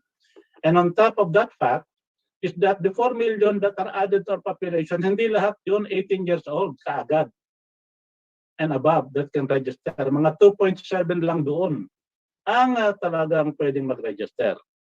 So, dinagdagan ng pad ng COMELEC, yung dati ng padded voters noon, by another 7 million. Kaya nagkaroon tayo ng total of 12 million padded voters noong 2019. Kaya nga na-manipulate nila yung pagiging top ni Villar, at saka yung Bongo, dahil sa nakapag-usap na siya ng sarili nilang paniniguro ng tatlo niyang kasama, si Bato at saka si Pan, na-manipulate si Bongo na number 3 lang siya. At number 6, number 5, 7 si Tolentino. Pero actually yung number 3 lang noon, si Villar. Sa aking survey, ng survey ng bayan, number 3 lang si Villar, number 2 si Bato. Tapos number 4 si Aimee at saka si Aimee at saka si Grace po tied sa 4th place based on my survey. Pero yan ang hindi ginawa ng count. They again stopped our count, manipulated this count based on who paid them enough money, and that's who won. Those are the people who got the ranking. And this affects the type of national leadership that emerges. Kasi tayong mga Pilipino, malaking bagay sa atin ang mga top-notcher. Pero that is the way to manipulate yourself into higher position by being a top-notcher in the Senate. But this process of manipulating these rankings in the Senate has been exposed by the fact that itong dalawa, si Drilon, top-notcher ng 2016, manipulated din yun. Si Villar, manipulated ang kanyang pagiging top-notcher noong 2019. Was there any clamor for them to become a presidential candidate as the 2022 thing unfolded? Hindi, kasi artificial ang kanilang pagiging top-notcher. Sabi ko sa'yo na ang mga Pilipino, masunurin. Kahit nakita nila mali, at hindi ko hayaan mo din. Hayaan mo. Okay. Ngayon, hayaan mo, sila ngayon nalagay sa alangan. Now, let me continue with that story. And let us now say that these padded voters will now be used again to manipulate our electoral processes. You have now Malloch Brown, you have now George Soros money playing with Leni Robredo. And so this Comelec Smartmatic, although they may be afraid and they can be manipulated by the incumbent powers, the allure of money and gold is better, and they will follow anybody who has the gold to offer for them. So that is if Soros and the group of Malloch Brown has more gold and they have existing machineries that cheated for them back in 2016, using Robredo as their protege to cheat Marcos, they will do the same thing again. They may do the same thing again. They may be able because they're capable of doing it. So now this is the situation that we are in. We have a padded voters list in 2022 elections, about 10 million of them. We have a government that is not inquiring about it. We have the opposition that is not inquiring about it because Robredo has said that he supports Smartmatic. It's good because they cheated for her. So they will cheat for her again. So that is the situation that we are in.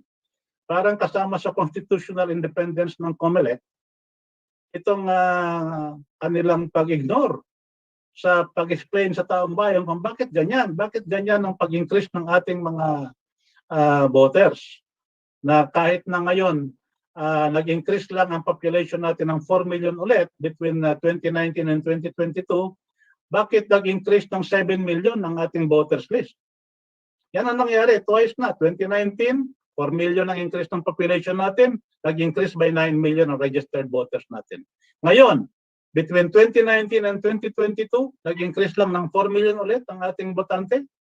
Ngayon, ang increase ng ating registered voters ay 7 million. Kagaguhan talaga. Kasi at isa pang artifact of the statistics that I have been examining is that every three years, the interval of election, ang increase ng ating registered voters since 2010 is only about 2 million. 2 million, 2 million, 2 million. Ngayon, ang naging increase noong 2019 na aking in-expose ay talagang overshooting ng 2 million increase na yon, na yun ang iPadded na rin nga, ay naging increase of 9 million. Tapos ito na naman ngayon dahil sa noong ang naging registered voters level noong 2019 ay 63.6 million.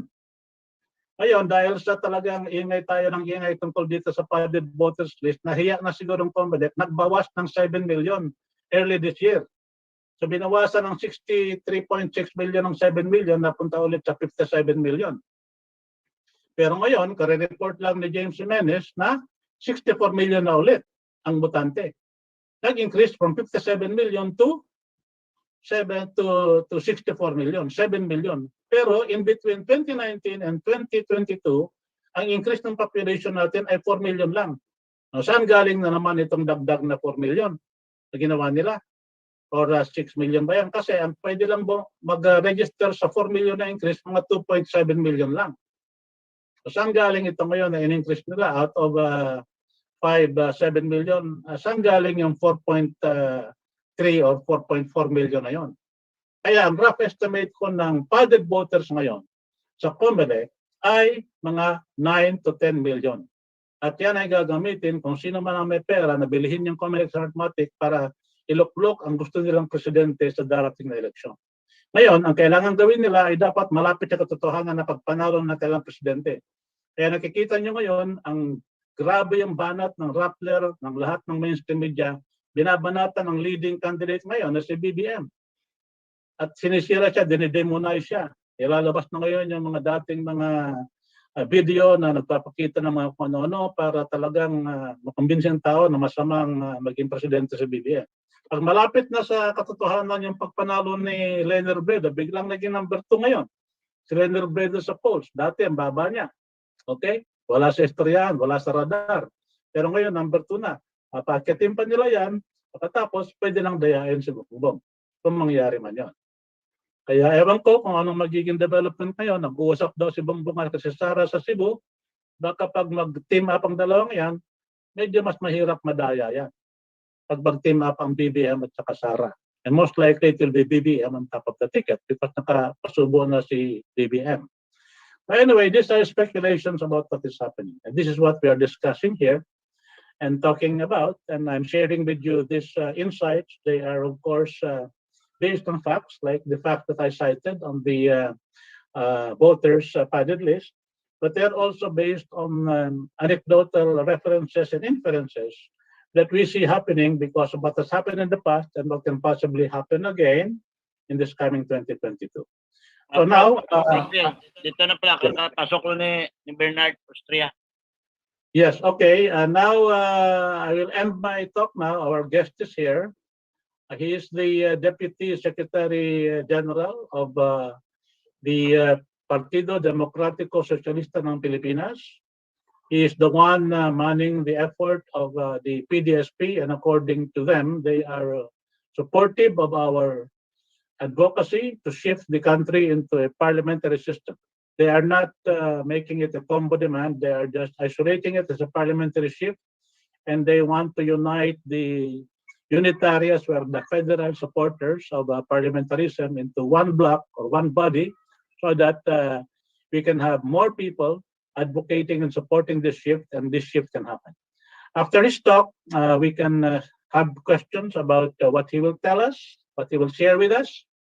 And you can also have questions for me about what I shared with you in the open discussion that we will have after 1 hour of hearing Mr. Bernard Austria.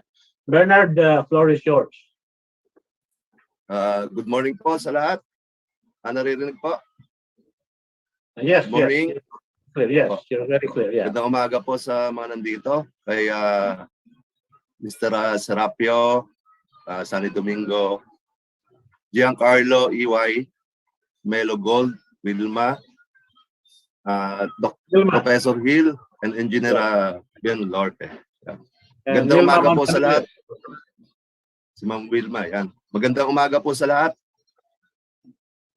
Ako po ay naatasan, no? Dapat si Norberto Gonzales ang magsasalita rito with regards doon sa kanyang agenda, why, bakit siya tumakbo. Ano po? At nakita namin na ang sitwasyon ngayon sa bansa, sa buong mundo ay talagang naghahangad ng pagbabago dahil dito sa pandemic, yung climate change, tapos sa Pilipinas, i-reflect natin, talagang may malaking problema at yung problemang to ay naghahangad ng tunay na pagbabago. So hindi lang dapat pagbabago na sinasabi at pagkatapos ay nangangampanya at pagkatapos ay hindi ipapatupad yung mga pinangako, yung pangakong napako. Matagal na po tayong ganito, paulit-ulit. Kung hindi natin madidireksyonan yung pagbabagong ito, baka walang tunguhan yung ating pambansang yung ating seguridad, yung ating kahihinatnan ng ating bansa. Ang mga tao ay patuloy, no, na yung mga Pilipino, mga kapwa natin, patuloy na naghihirap bunga ng pandemic. Kitang-kita natin na yung gobyerno natin mismo ay hindi nakahanda sa pagtugon sa pandemic. Yung ating ospital ay punong-puno hanggang labas. Ano po, kitang-kita naman natin. At yung mga iba naman na hindi na nag-ospital, yung mga may regular na sakit, ay hindi na nakapasok ng ospital. So ito yung problema na hindi nakahanda yung ating bansa dahil ang mga ine-elect nating mga kandidato ay paulit-ulit na lamang. Yung educational system natin, hindi rin handa, napakahirap. Lalo na yung telecommunication industry natin, mukhang napakabagal at nahihirapan ng mga estudyante. Minsan naglalag. So, ang daming problema. Mukhang ang problema ay kailangan bigyan ng solusyon. Kaya yung aming partido, yung Partido Demokratiko Sosyalista ng Pilipinas, ay inatasan ng aming chairman na baka panahon na para ikaw ay lumahok, no, sa electoral struggle na ito. Kasi yung PDSP ay madalas ay aktivista lang, no? Palagi nakasupport kung kani-kanino sa likod. Siguro panahon na para tukuyin at bigyan ng direksyon yung pagbabago na gusto nating gawin sa ating bansa. So si Bert Gonzales ay bakit tumakbo? Why? Why yung maraming tatanong? Tapos wala naman siyang vice president. Wala siyang senator. Pero may mga local candidates siya na kasama rito. Siguro yung pagtakbo niya ay pagtakbo para sabihin ito yung tunay na pagbabago kasi nakikita namin na lahat ng tumatakbo ng mga kilala, hindi naman marami dyan mga revolutionary rin, maraming mga progresibo, pero yung mga palaging pinag-uusapan dito ay mukhang walang malinaw na direksyon. Yung isang grupo na sinasabi nilang mag-unite ng opposition, puro good lang yung kanilang sila yung opposition, sila yung mabuti, ba't kasi yung nakaupo? So walang malinaw na direksyon saan patungo yung ating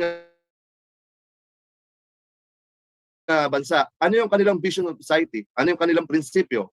Ano yung kanilang program of government? Mukhang paulit-ulit, no? Lakailang after EDSA Revolution, nabigo ang taong bayan sa tunay na pagbabago. Ngayon lang, kitang-kita natin yung gasolina ay 70 pesos. No? Yung pag nakamotor ka ay 40 pesos na 40 kilometer lang ang tatakbuhin mo. So, yung kinikita ng manggagawa ngayon sa NCR pa lang, kitang-kita natin mukhang hindi living wage.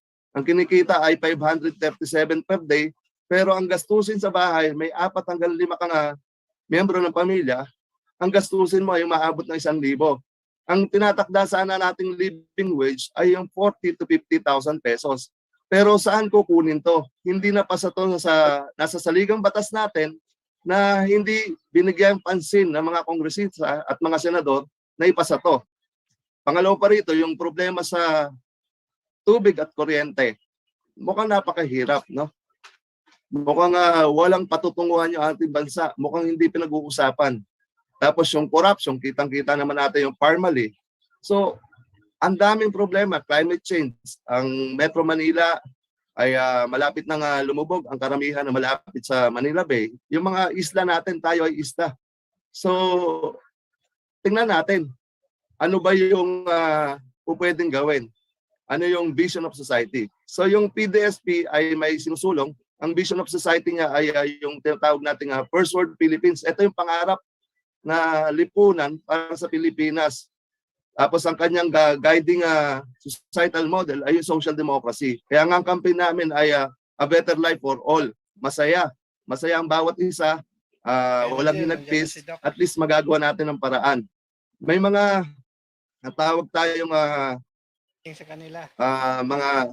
best practices na model natin ng social democracy. Andiyan yung Scandinavian countries, Nordic countries, na nakikita natin na less ang corruption, masasaya sila, maayos ang buhay nila, So, bakit hindi natin magawa rito? Mukhang may problema rin yung ating tinatawag na pamumulitika.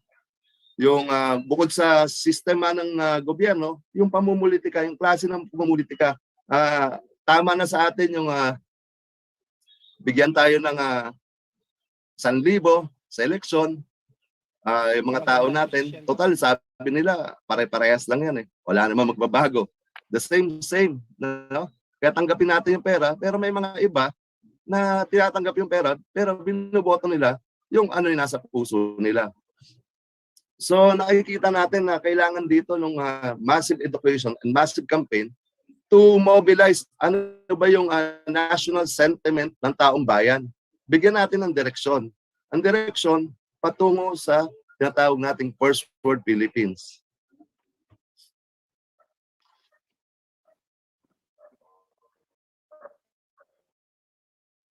Wala.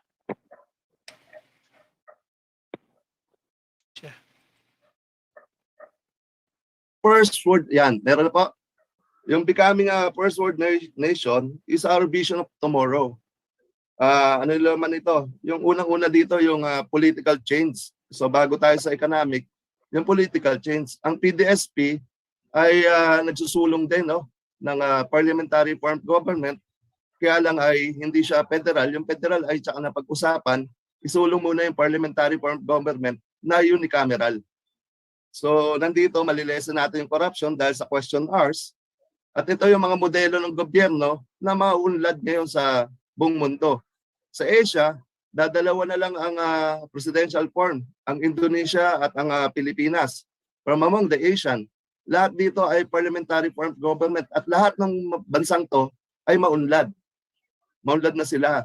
Ang nakukulelat palagi sa ekonomiya ay yung Indonesia at Pilipinas. So tumataas man yung ekonomiya natin, pero ang nakikinabang ay ilan lang. Mukhang itong mga oligarko ay sila yung nagpopondo. Nakikita natin sino ba yung mga tumatakbo dyan. Sino yung nagpopondo, anong interest. Sa tubig at kuryente pa lamang, ang kinikita taon-taon ay 3 trilyon na pesos. Kung ang gobyerno ang magpapatakbo nito ulit at iti-take over itong mga public utilities na to, na 2 pa lamang, ay may kita na yung gobyerno sa budget natin na 5 trillion ngayon, kikita na. Bakit pinapabayaan natin na mga private ang makinabang dito? Nakikita natin na ang top 10 sa Forbes magazine na pinaka-richest sa Pilipinas ay sa 10 tao lang. Makikita natin kahit na pandemic sila ay kumikita. Mataas ang kita nila. So mukhang may problema. Tapos yung pagtaas ng gasolina, pagtaas ng mga bilihin, sabing ganun, binabawi lang. Bakit ang taong bayan ang kailangang magpasan ng problemang to? Mukhang dapat ayusin. Kaya yung laman ng First World Nation, yung tinatarget namin na maging First World Philippines, ay yung una rito, yung political, gawing unicameral, parliamentary. At sinabi ni Bert Gonzales, na ating tumatakbong presidente, na siya ay willing na i-shorten ang kanyang term.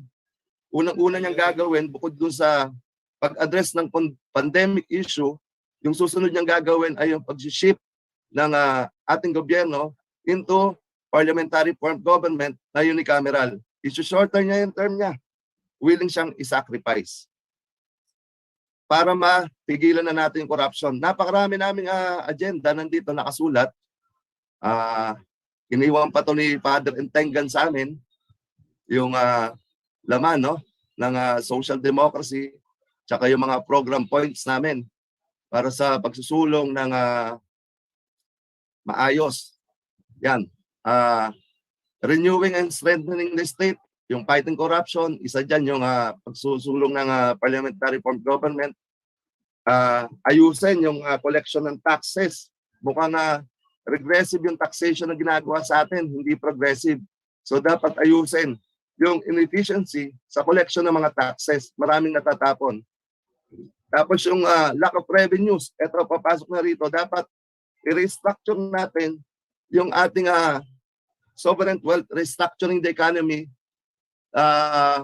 iayos natin patungo sa sovereign wealth of the nation. Meron tayong model nito, no? Yung parang isang bahay na isang pamilya, walang savings, isang kahig, isang tuka, yung 537 mo hindi kasya, yung kakulangan sa budget mo ay kailangan utangin mo sa friend mo o kaya sa Bombay. Call up friend yung Bombay. Ganun din yung Pilipinas. Dahil walang kakayahan na kumita, ay inaasa yung kita sa mga taxes. Nandyan yung VAT, nandyan yung regressive na VAT, yung EBAT, yung expanded value added tax. Nandyan yung sa train law, yung taxes sa mga petroleum. So dapat ay mag-isip yung ating maupo na gobyerno paano papayamanin yung ating bansa sa pamagitan ng hindi lamang ng pagkolekta ng taxes, bagkus ay yung pag-i-invest, pag-ninegosyo. Napakayaman ng Pilipinas, pang-apat siya sa pinakamayaman sa natural resources sa buong mundo. Kaya yung mga mina, tubig, lahat, metallic and non-metallic, should be owned by the people. Ibalik natin sa taong bayan at gamitin natin to sa pagpapaunlad ng ating ekonomiya. Yung pagpapaunlad ng mina, ng mga metallic and non-metallic metals, pwede yung gawin sa pamagitan ng mga government-owned and controlled corporation. Yan tinatawag natin meron tayong community enterprise sa baba, sa munisipyo, probinsya. Tapos meron din tayong government enterprise na national in scope na pinapakita, nagninegosyo para kumita yung ating bansa. Tapos meron din tayong private enterprise. Bibigyan din natin sila ng kita. Yung mga oligarko at kapitalista, pero i-focus natin. Should be focused doon sa pagtulong sa pagpapaunlad ng ating bansa. Hindi yung niluluto tayo sa sarili nating mantika.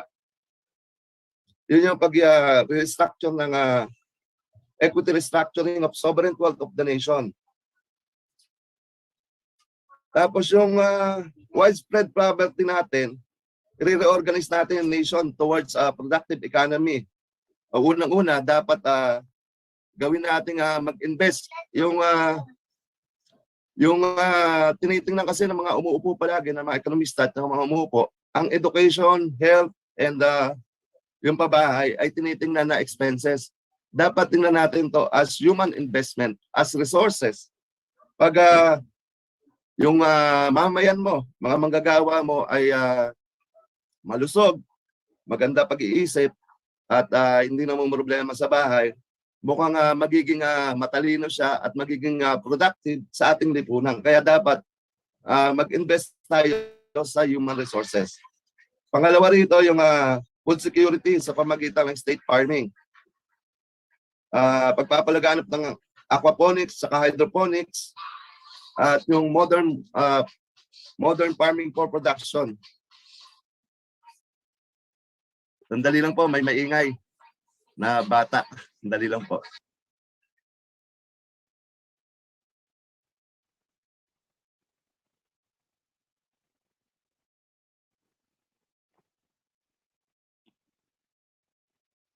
Ang hirap, nag-aalaga kasi ng bata. Hindi naman marinig. Hindi ba naririnig? Tapos yung industrialization natin, dapat ang tagal na natin, no? Hanggang ngayon, agricultural pa rin tayo, pero yung agricultural natin ay backward. Walang continuous na cycle of symbiotic na patungo sa industrialization. So mukhang may problema tayo. Naturingan tayong agricultural country, pero tayo ay kinakapos sa pagkain. Tayo nag-i-invest, ay nag-i-import. Hindi tayo nag-i-invest sa mga food production natin. So dapat i-subsidize ng gobyerno yung ating food production. Pag maraming pagkain, mariresolve natin yung issue sa pandemic. Kasi yung pandemic, pag tumama sa yan, pag may hinakatawan mo, gutom ka, stress ka, gutom ka, nasa kwarto ka lang, nasa depressed area ka, nagugutom ka, wala ka ng kita, ang mahal pa ng bilihin, kailangan natin na pag-ukulan yung food production natin, yung food security, through straight farming. Tapos yung industrialization natin, dapat ay ayusin natin yung kailangan natin sa steel industry, chemical, smelting plant, paggawa ng fertilizer, at iba pa. So kailangan din natin ng national infrastructure development na tutugon doon sa farm to market road. Ayusin natin yung Pilipinas kasi hiwa-hiwalay na isda. So kung titingnan natin, yung Pilipinas, mukhang kulang yung blood vessel niya kung sa tao, hindi dumadali na maayos yung dugo. So kailangan natin idugtong, pagdugtong-dugtungin ang Pilipinas na gumawa tayo ng national infrastructure development. Kasama rin natin na pwede rito yung ating mga military. Ayun po yung mga ilan lang na programa, siguro sobra-sobra yung 1 oras. At mas may karapatan yung ating National Chairman, si Secretary Gonzales, kung maimbita natin sa susunod, na siya yung magpaliwanag ng mga ilang programa ng partido. Meron pa rito yung electoral reform. Yan. Fundamental Political Electoral Reform. Ito yung main title namin.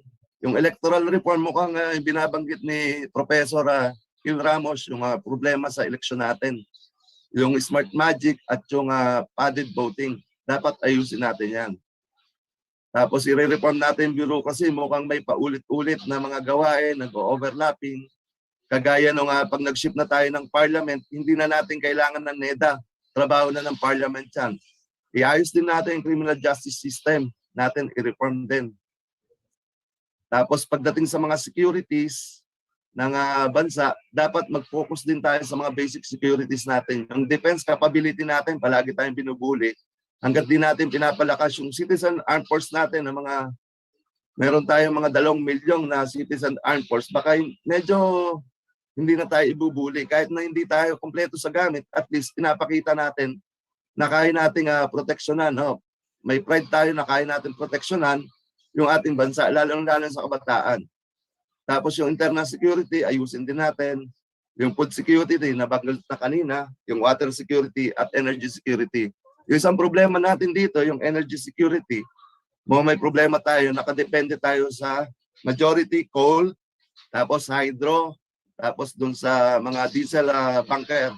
So kailangan na nating ibuksan yung ating nuclear power plant. O kaya ay mag-research dito sa may mga bagong dinedevelop na mga small nuclear power plant na ngayon ay patuloy namin nire-research na baka ito yung pwedeng magpamura ng kuryente natin for 30 years na kada probinsya o isolated area ay magkaroon ng mga mini nuclear power plant para doon sa kuryente. Mukhang isa ito sa nagpapataas ng ating cost ng production, kaya ang palaging nasasakripisyo ay yung mga manggagawa. Yun lamang po. Maraming salamat po at magandang umaga po sa inyong lahat. Maraming salamat, Bernard, sa pag-share mo sa amin ng ganyang point of view. Ang isang pakay ng ating talakayan dito ng maliit na grupong ito na 1899 Parliament ay pagdugtong-dugtungin din ang lahat ng mga kandidatura na pare-pareho ang pinupunto. Tulad ng PDSP, tingin ko, at saka yung Katipunan ng Kamalayang Kayumanggi.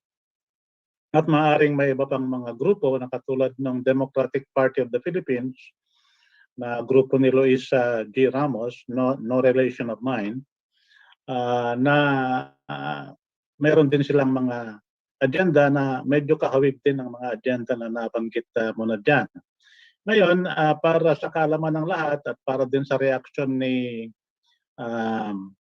Engineer Lorque at saka ni Attorney Charlie Serapio na sila ay kasama ngayon sa pagiging kandidato sa halalang ito, I give the floor to them to ask questions of Bernard Austria. You can go first, Charlie.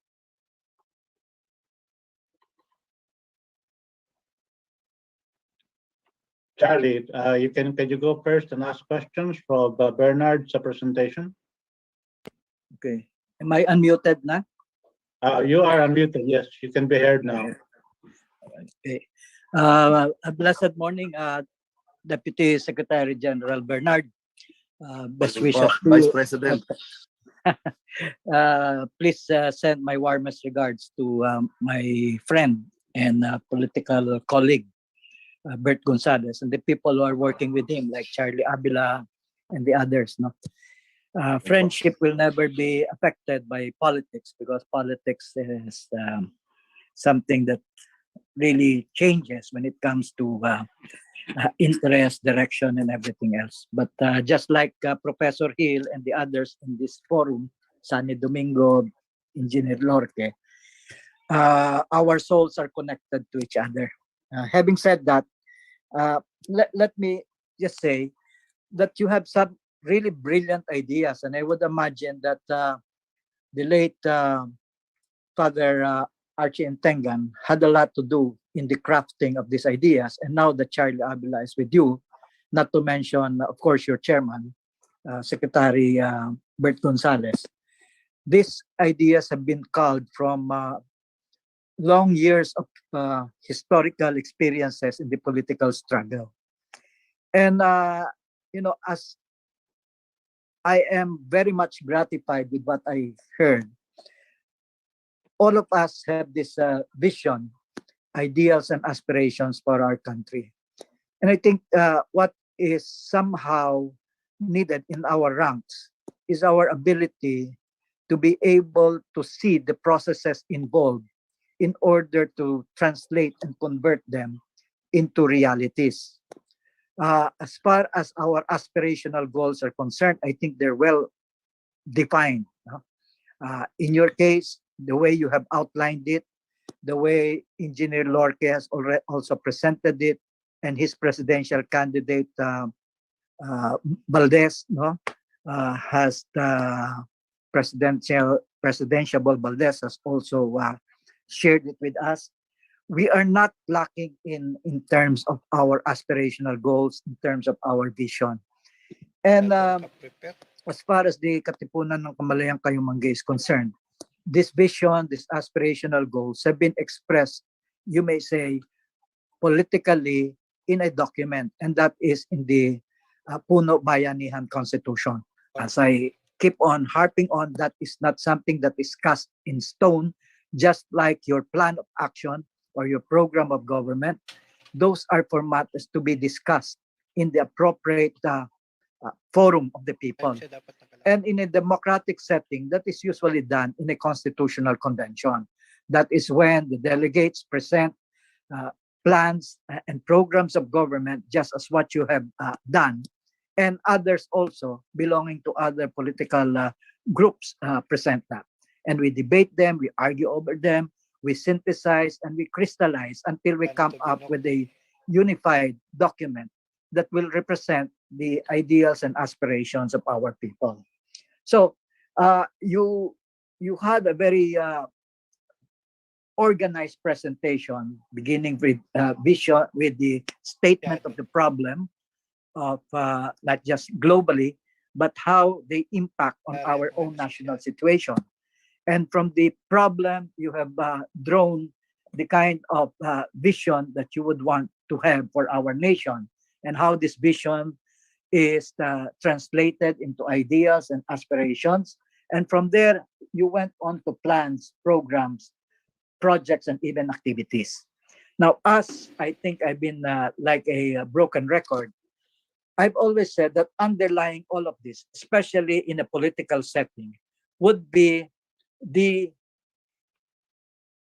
issue of how do you acquire power in order for you to be able to implement what you have blueprinted. Well, in the case of Secretary Gonzalez, and you have correctly laid down the premise, you said this is the reason why he is running. And that is the same reason why people like Mr. Valdez of KDP, Mr. Lorque also as vice presidential candidate of KDP, why Sunny Domingo and his sectoral groups are running also candidates and supporting candidates, because in the electoral process, that supposedly presents us the opportunity to acquire political power. That is the premise. However, if you were able to listen to the presentation also, or the discussion that was initiated by Professor Hill, we now know that the electoral process is like a loaded dice against our favor. There are a lot of factors which make it almost impossible for small parties like ours and for political personas like us, no, to be able to squeeze into the power game. The power game is simply tilted in favor of those who are operating in the system of the status quo.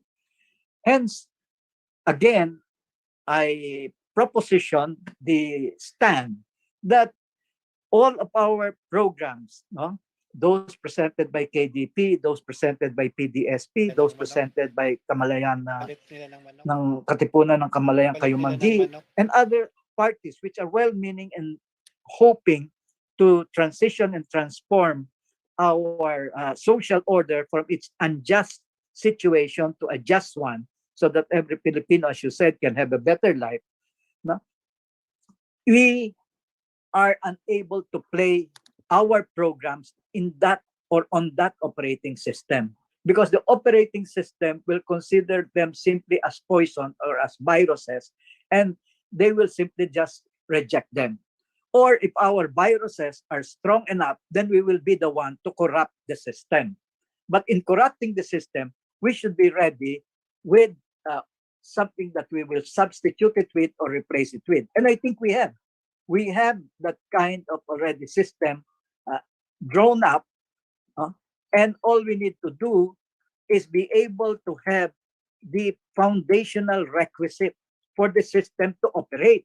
And the foundational requisite is power. And the power we're speaking of is not only the power of ideas, but the power of people, of forces. We have to be able to bring people in an organized way with their organized power to stand behind the programs that we would like to implement, so that those programs can operate. But before that, you need to establish a system. Hence, if we will simply just categorize many of the ideas which have been shared in this 1899 Constitution Malolos Congress, no, you classify them, and Professor Hill is so good at this, no, in terms of what are the visions which have been expressed, the ideas which have precisely represented those visions, the ideals, the aspirational goals, and then there are also processes which have been mentioned. All of this we need to integrate with the single purpose of restoring power back to our people, of our people recapturing sovereign power, so that it will be in their hands to design the kind of society that they would want. Because PDSP's vision, KDP's vision, KKK's vision, and the visions of all the others, those represent certain segments only of our people. Hence, you need to have a platform where all of this need to be distilled, need to be synthesized, need to be integrated until we come up with a uniform plan for our country. And we are not lacking in that. We are not also lacking in people who know how to implement that. But the prerequisite condition still is power. And so, once more, with the permission of our speaker and the others in the forum, like Brother Sunny Domingo and Engineer Lorque, Professor Hill, I pose the question: are we ready? And since Professor Hill also has mentioned that, part of the work of the forum is linking us together. Even as the mainstream, so-called the main gravitas of trying to put people together, unify them, no? Even as they speak of that, but they do not speak in the same language and the same framework that we're speaking of. Are we small segments of society with our respective organizational containers ready to come together and start discussing this? As I was sharing with Professor Hill, we should not wait for a parliament to be established before we begin our question. Before we begin, Mr. Speaker, what is the program of government of KDP, which has already been started in this forum? But even before that, speaking of program, is how do we galvanize, amalgamate ourselves together into a real political force, a political force that can affect the results of the electoral process, regardless of all the loaded dice that exist right now. That is where our ingenuity will come into fore. In the case of the Katipunang Kamalayang Kayumanggi, we have adopted the strategy of what I call the fulcrum force. Even in judo, as we all know, it is the fulcrum. You take advantage of the strength, the weight of your opponent to be able to throw him down into the mat. Okay, so the fulcrum force has that as a principle. Okay, the politics of 1%, the tactics of viruses infecting and invading the organs of the system, in order for the organs of the system precisely to be weakened and ultimately be overwhelmed by our viruses. With about 5 decades of struggle that we have done, Charles Avila, Bert Gonzalez, I don't know if Pepe Sarmiento is working with you guys and the others, and now you people who have come into the process, like Engineer Lorque and the others, no? All we need is a generational amalgamation. You are a bit younger, Deputy Secretary General, no? Yes, Bernard, po. Yes, po. You're younger than us. Martial law baby po. You're a Martial martial law baby, whereas during martial law, we were already on the streets, no? The so-called parliament on the streets. But you are old enough to still be able to connect yourself to our generation, whereas our generation is able to connect to the generation of the Japanese generation, and even all the way to our founding fathers. And people have to remember all the time where they come from. Yun yung sinasabi ni Rizal. Yung hindi sanay tumingin sa pinanggalingan, hindi makakarating sa paroroonan. And we have that wealth of experience to share among us. If the present cannot prescind from their own battles of personas, no, or of families, we have to show, in our case, that our generation, which may have been divided in the past because of our being enamored, as I said in previous meetings, with our own ideological stand, let us be united with a very general call, the general call of all of us love God, all of us love our country, and all of us envision a transformation of our society. If that is what we really want to do, and that is the direction where we want to go, and we want a legacy to be bequeathed to the present young generation and the succeeding ones, then by all means, I am once more pitching the call for us to amalgamate. PDP is an amalgam, PDSP is an amalgam, Constitution 1899 is an amalgam, KKK is an amalgam, KDP, PDP, you have a lot of small containers of our people, sectoral containers like labor, farmers, that of Brother Sonny Domingo and the rest. The challenge for us is, can we really amalgamate into a unified force, so that as a unified force, we can tilt the balance. Right now, that's one of the reasons why we don't want to be in the conversation of the so-called in power and out of power, the so-called opposition and administration, which way back in the 1970s, we have already indicted as nothing more but factions of the same ruling elite. Now, that has been somehow beset not only by the ruling local elite. We have invited the intervention of foreign elite groups, if you may say, and not elite, but they're at times criminal or illegal groups, to be part of our process. Sooner, if we don't want our country to implode, we don't want to disintegrate, we have to have a uniform, organized container for national survival. We have to forget ourselves. And if in coming together we decide, okay, the best candidate should be this person, by all means, let's do that. No? Let's sacrifice. And that is something that the old traditional politics seems unable to do. And again, as I shared in a past meeting of this forum, I was really surprised in 2010. You have new personas like Among Ed, Grace Padaca, Casey de los Reyes, the environmentalist, Nikki Perlas. We pitched this call to them. We were asking for a people's primary so that the people will be the one to decide who among them should really be the standard bearer of these small organized groups aspiring for real change and expressing their goals of how to transition the country from the status quo to a new order. So I'm repeating the same challenge to us once more. No, I have said that to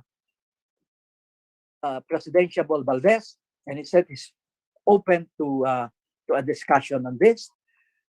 I am, and that's basically is my question only to you, Sec. Pardon me if I have a long-winded premise just to ask that question. Please, if you are not in a position to be the one to make the stand, please send the invitation or post the question to Secretary Gonzales. Is he willing to sit down with other groups and to discuss the possibility of galvanization of all of our forces together so that we will have real one force? And we can show the others, while you cannot unite. We, in this former catalyst generation, which is now just the transition hand-holding generation, that's only the legacy we can really bequeath to lay down the plans of transition for the present young generation and to the next one. With all of the good programs that you have laid down, you may need already the present and the succeeding generation to be the ones to implement that. But recapturing the power of the people for them to decide their destiny, that is something that is still within our reach. So my question, Mr. Deputy Secretary General, is personally, are you open to that call for amalgamation, for unification of our forces, in order for us to really be a strong influence in this process that we will be engaging in? Because the real issue now is not so-called opposition or administration, in power and out of power status quo forces. The issue is status quo against real change. Our language should be that of, we are not for the status quo. So if everything they will discuss issues and programs or whatever in that light, we cannot possibly identify ourselves with that, because that is not the operating system where our proposed programs are going to run. We are going to put up a new operating system where our programs will run and where our projects and our activities will actually be implemented. In this present operating system, there is no space for us. And because there's no space for us, there is really no space for the majority of our people. That operating system is only for an elite segment of our society. And that's why we're turning our backs on that. We're turning our back, and we have turned our backs on it way, way back in the 70s. So we've done the struggle for about 6 decades already. So where are we lacking? And my final pitch, if I may call it that, is I believe that the spirit of love of God, of love of country, believing that there is a divine force sitting in each and every one of us. No? If every one of us recognizes that that divine force gives us the courage, it gives us the means, it gives us the spirit, the core that will galvanize us, then that will be achieved. That's the reason why I'm saying we are invoking the highest virtue and the highest value. And the highest value is love, expressed in our love of a divine providence and expressed in our love for our country and our people. How that love is going to be expressed by each of the different political groups, that is something that will be discussed once the new operating system is in place. That's the time when we present ourselves as a party. This is our program. And once that party wins, if it does not get the majority, then the party will need to build a coalition with the other parties. But if that party becomes a dominant party, then in a parliamentary setting, it will now be put to task that is when it is questioned by the other parties and by its own party. No? This is your program of government. This is your performance. How come you have these gaps, etc.? That happens only in a new political setting. Right now, we are not in that kind of political setting because we still need the prerequisite condition of restoring power back to our people and having our people decide who among our political parties should run government. Which program of government do they like to be implemented by which political group? But for now, during this process, prerequisite, Mr. Deputy Secretary General, acquiring power. Individually, Secretary Gonzales has acquired power. He rose to the rank of a Secretary of National Defense. Before that, he was National Security Advisor. Before that, he was the Secretary of Special Concerns. He should know how the operating system somehow works against programs such as what you are proposing. Charlie Avila was the administration of the PCA, Philippine Coconut Authority. Yes. Pepe Sarmiento was the administration of the Office of OWA, Overseas Workers Welfare Administration. In our generation, we have respectively somehow, one way or the other, acquired a certain modicum of power, and we have experienced how the system works. And it merely validated our proposition way back in the 70s that this operating system will not really be in favor or work for the welfare of our people. As I said, we have long indicted the system. Let us now push it to the precipice. Let us now let that system fall. Well, it's a good thing in the case of Professor Hill. He was supposed to have been a candidate for NEDA. He flew all the way down here during the victory of 1992 of Fidel Ramos, whom we would like to think we were responsible. We were partly responsible in bringing to the presidency. And it's a good thing that Hill did not get the position, because otherwise his passionate paradigm of thinking may have somehow been also affected and be domesticated, if I may say. Okay, so that's my question, so Deputy Secretary General Bernard. Are you personally open to that call for amalgamation and unification? And if that is your personal position, are you willing to bring it to the leadership of PDSP, specifically to Secretary Bert Gonzales, for Professor Hill? Not so much his forum of 1899, because that has also its own partisan plan and program.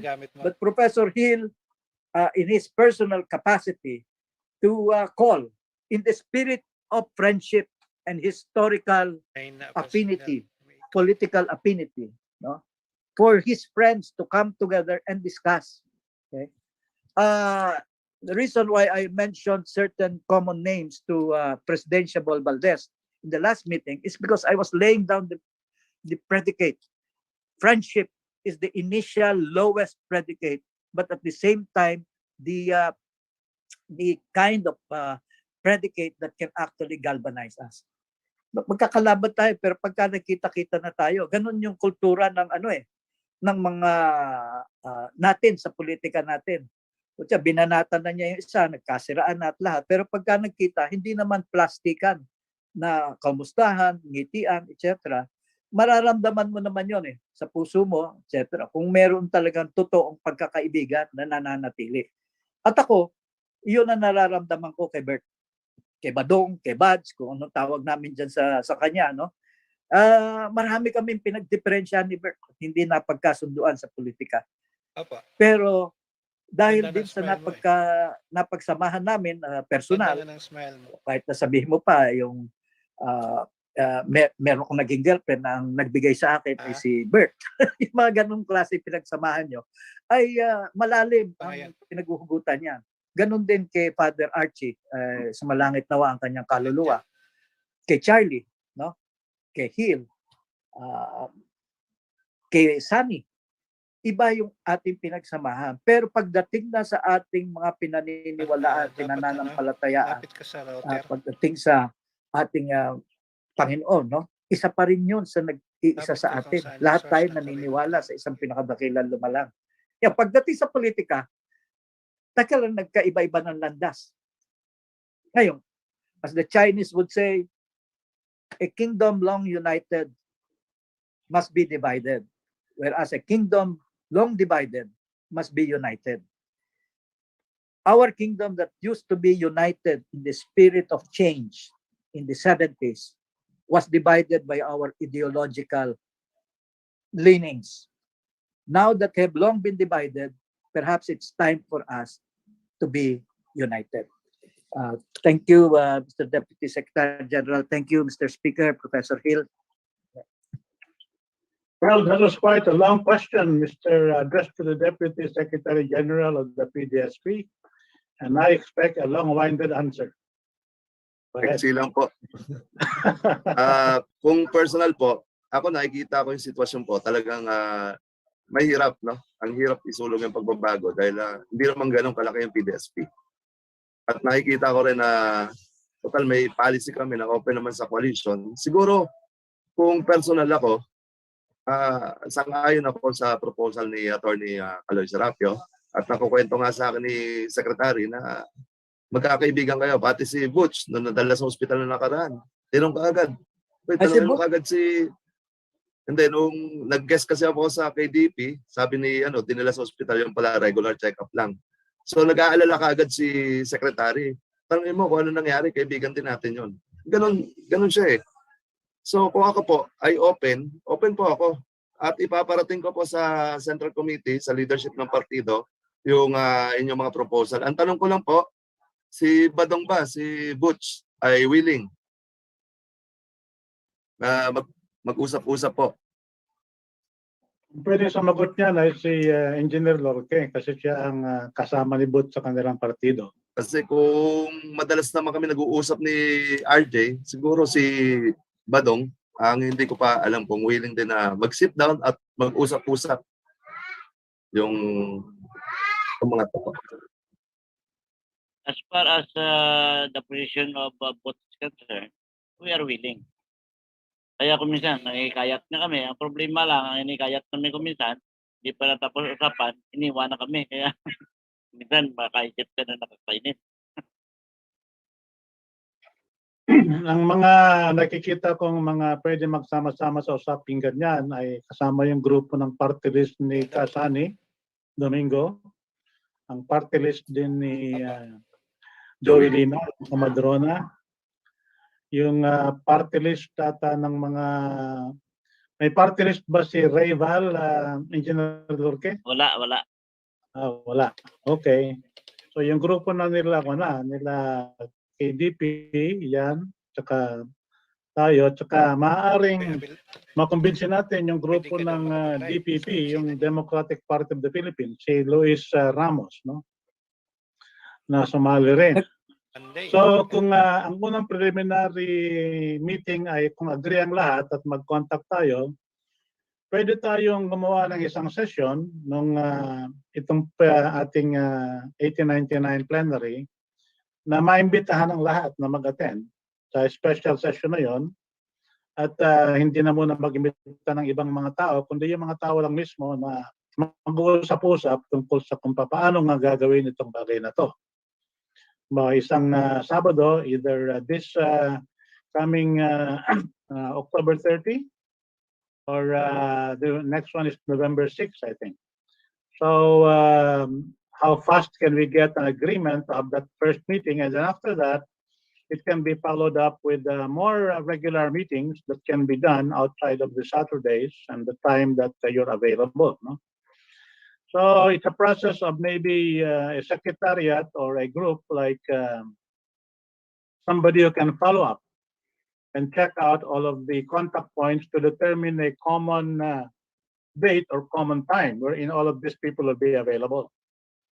Maaaring yung grupo ni Bono Adasa, although he also just wants to have a kudeta now, may also want to join us. But Kagabi, kausap ko si Arsiga dahil sabi ko kasama sila ni Puno mag-attend ngayon.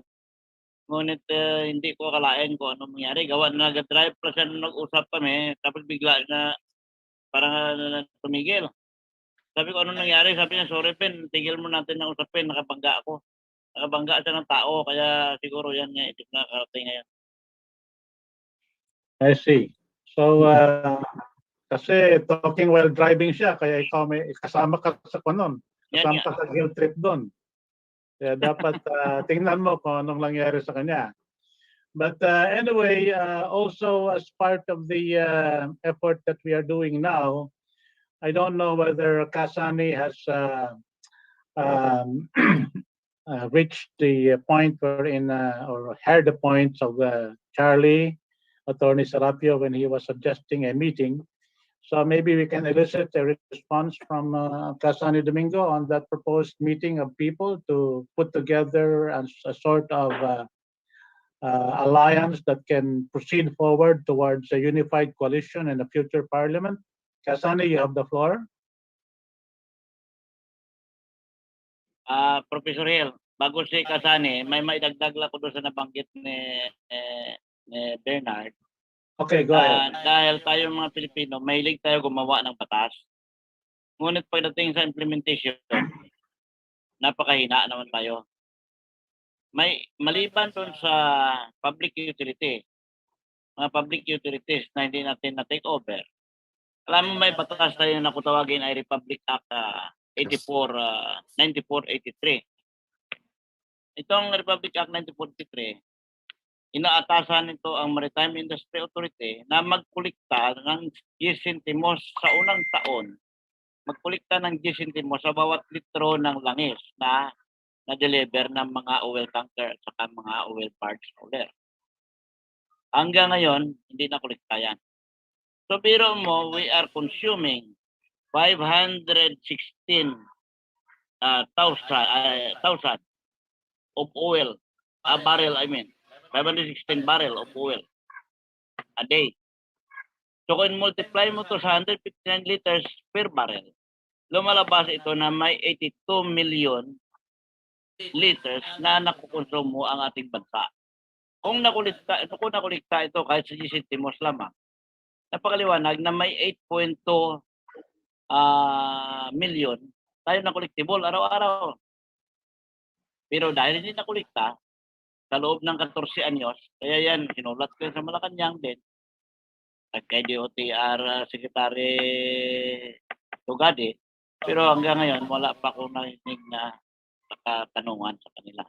Pero ito, kung makulikta ito, biro mo araw-araw, the government could collect more or less 2.9 million kung nakulikta. So malaking bagay ito dahil milyon to, hindi to piso-piso lamang.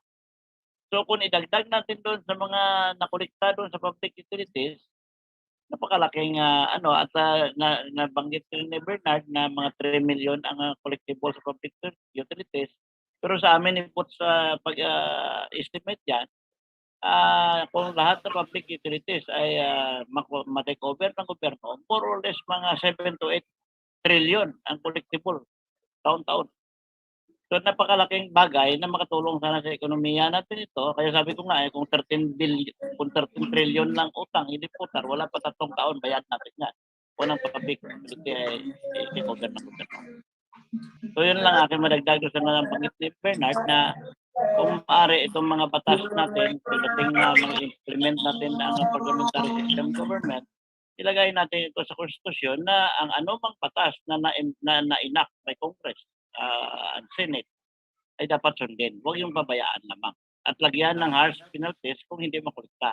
Kasi sayang binuto natin sila, gumawa sila ng batas, ngunit yung ginawa nila yung batas na ginawa nila, hindi naman nila na-implement. So wala rin tulong sa bayan.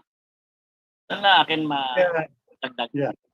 Okay, let us hear from Kasani as raised his hand. So go ahead, Kasani, you have the floor.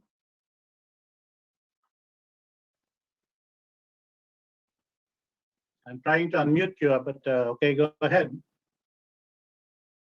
I'm trying to unmute. You have to unmute, And also to start your video if you can. We cannot hear you. You're not muted. Is he not able to unmute himself? I'm trying to unmute him. How about Mel? Are you not able to unmute him? Why can't he unmute himself?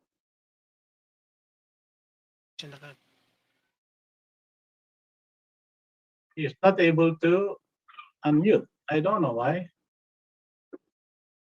Okay, while we are waiting for Kasani to unmute himself, he must be trying to unmute himself. Let us welcome some people who have just joined us. Eleuterio, Mr. Eleuterio is there actively, and Ms. Gracia Shiatong. We are the 1899 Parliament. We are advocating the return of the country's writ under the 1899 Constitution and also into a parliamentary form of government.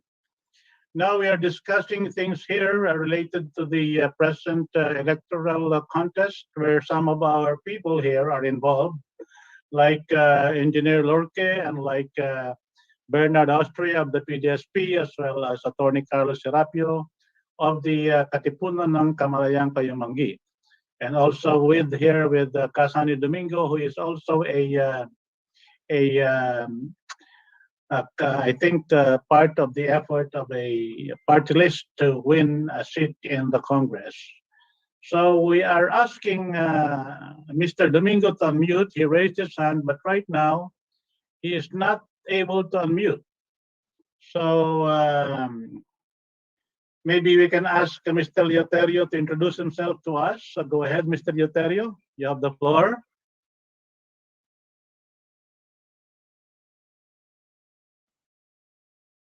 And Mr. Eleuterio, can you hear me?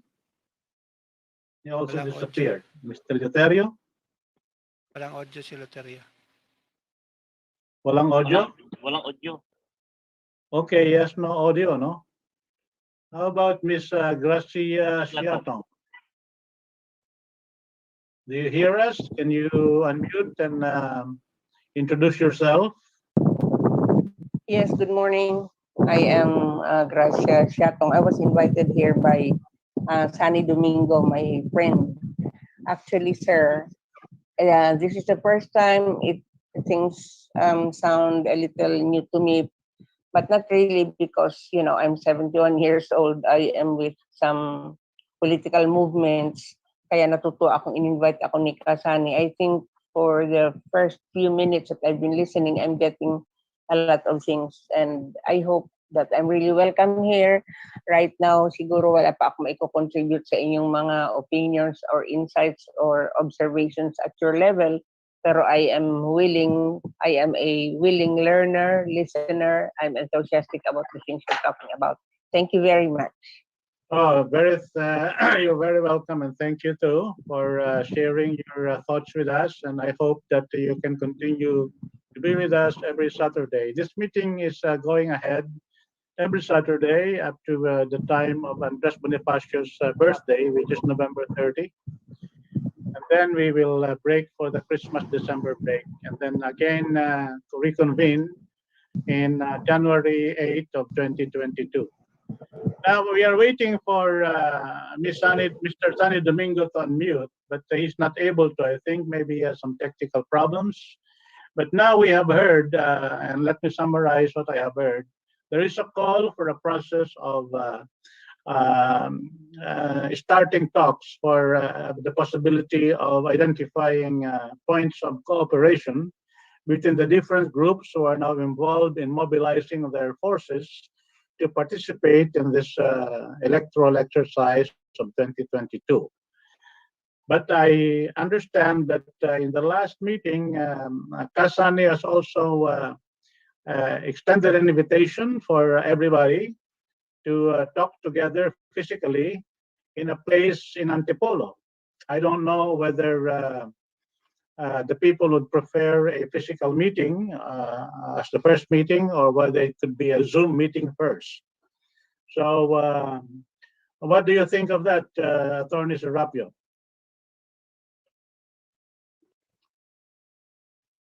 Yes, I am more than willing to be part of that meeting, whether it is face to face or virtual. But as you said, we may have to prefer it to be virtual for now, and then we, even in the process, we have to think the best time. We have to think of the best time by which we will be able to do this.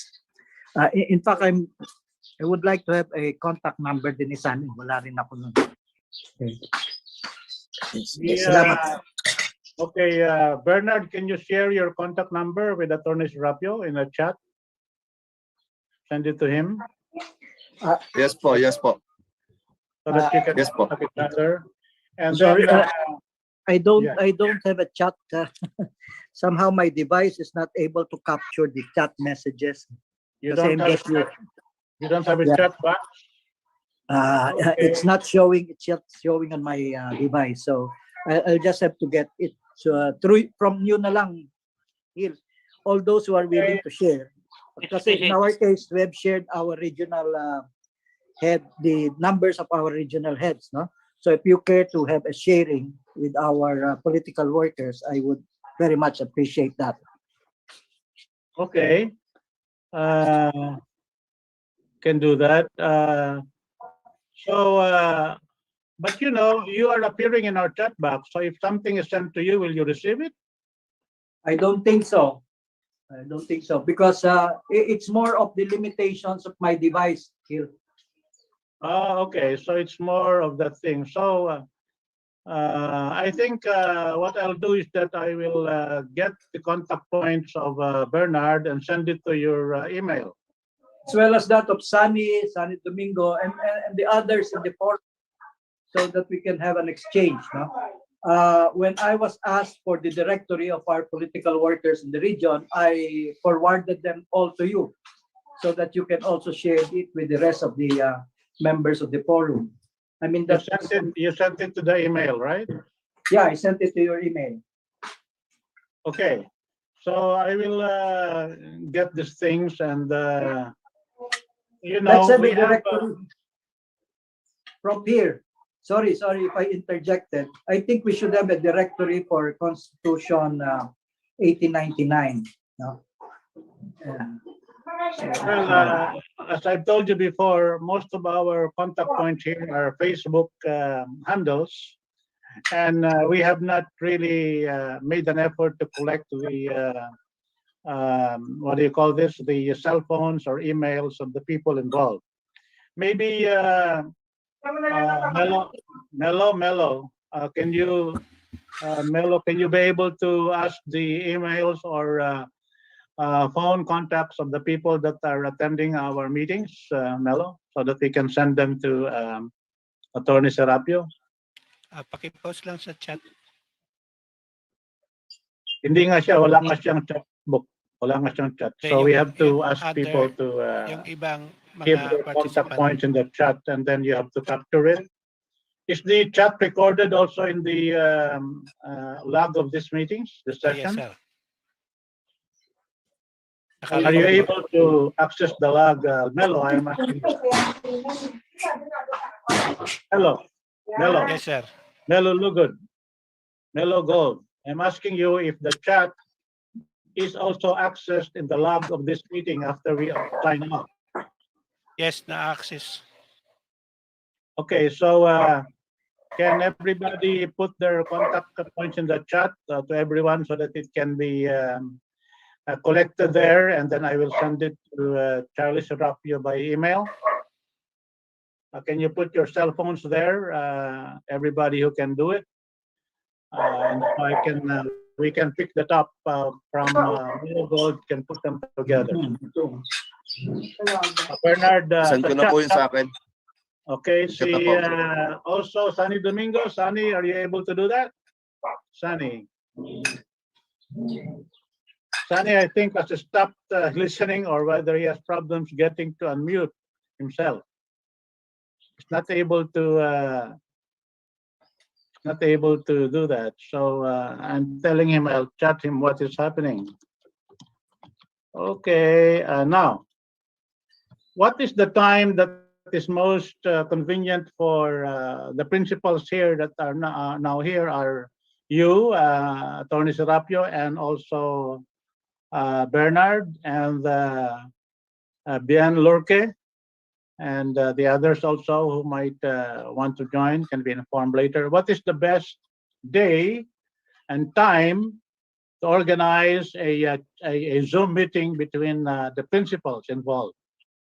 Well, to me, at their convenient time. So, Okay, okay na ako dyan. Kahit ano oras, ano. Bernard, what about you? Bernard, what about you? Ako po, walang problema. Si Sec Gonzales lang po yung tatanungin ko para sa schedule. Ako po, walang problema. We have to know from him ano yun. And so, how about you, Charlie? What is your best time?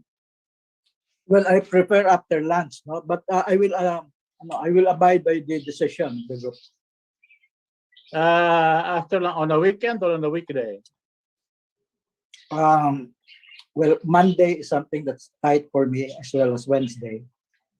Except for the regular meetings that I have on Mondays and Wednesdays, then I think I'll be able to adjust my schedule. Okay, how about the rest? Everybody else who would like to join, who are present here, can also put their contact points in the chat so that we can invite you in when the final time is agreed upon. Okay, so now before in one of our meetings in the past, and Engineer Lorque has reminded me of this, that now we have Sunny Domingo back. So Sunny, we have been waiting for you to be able to unmute yourself. So you raise your hand, so the floor is yours. Can you hear me now?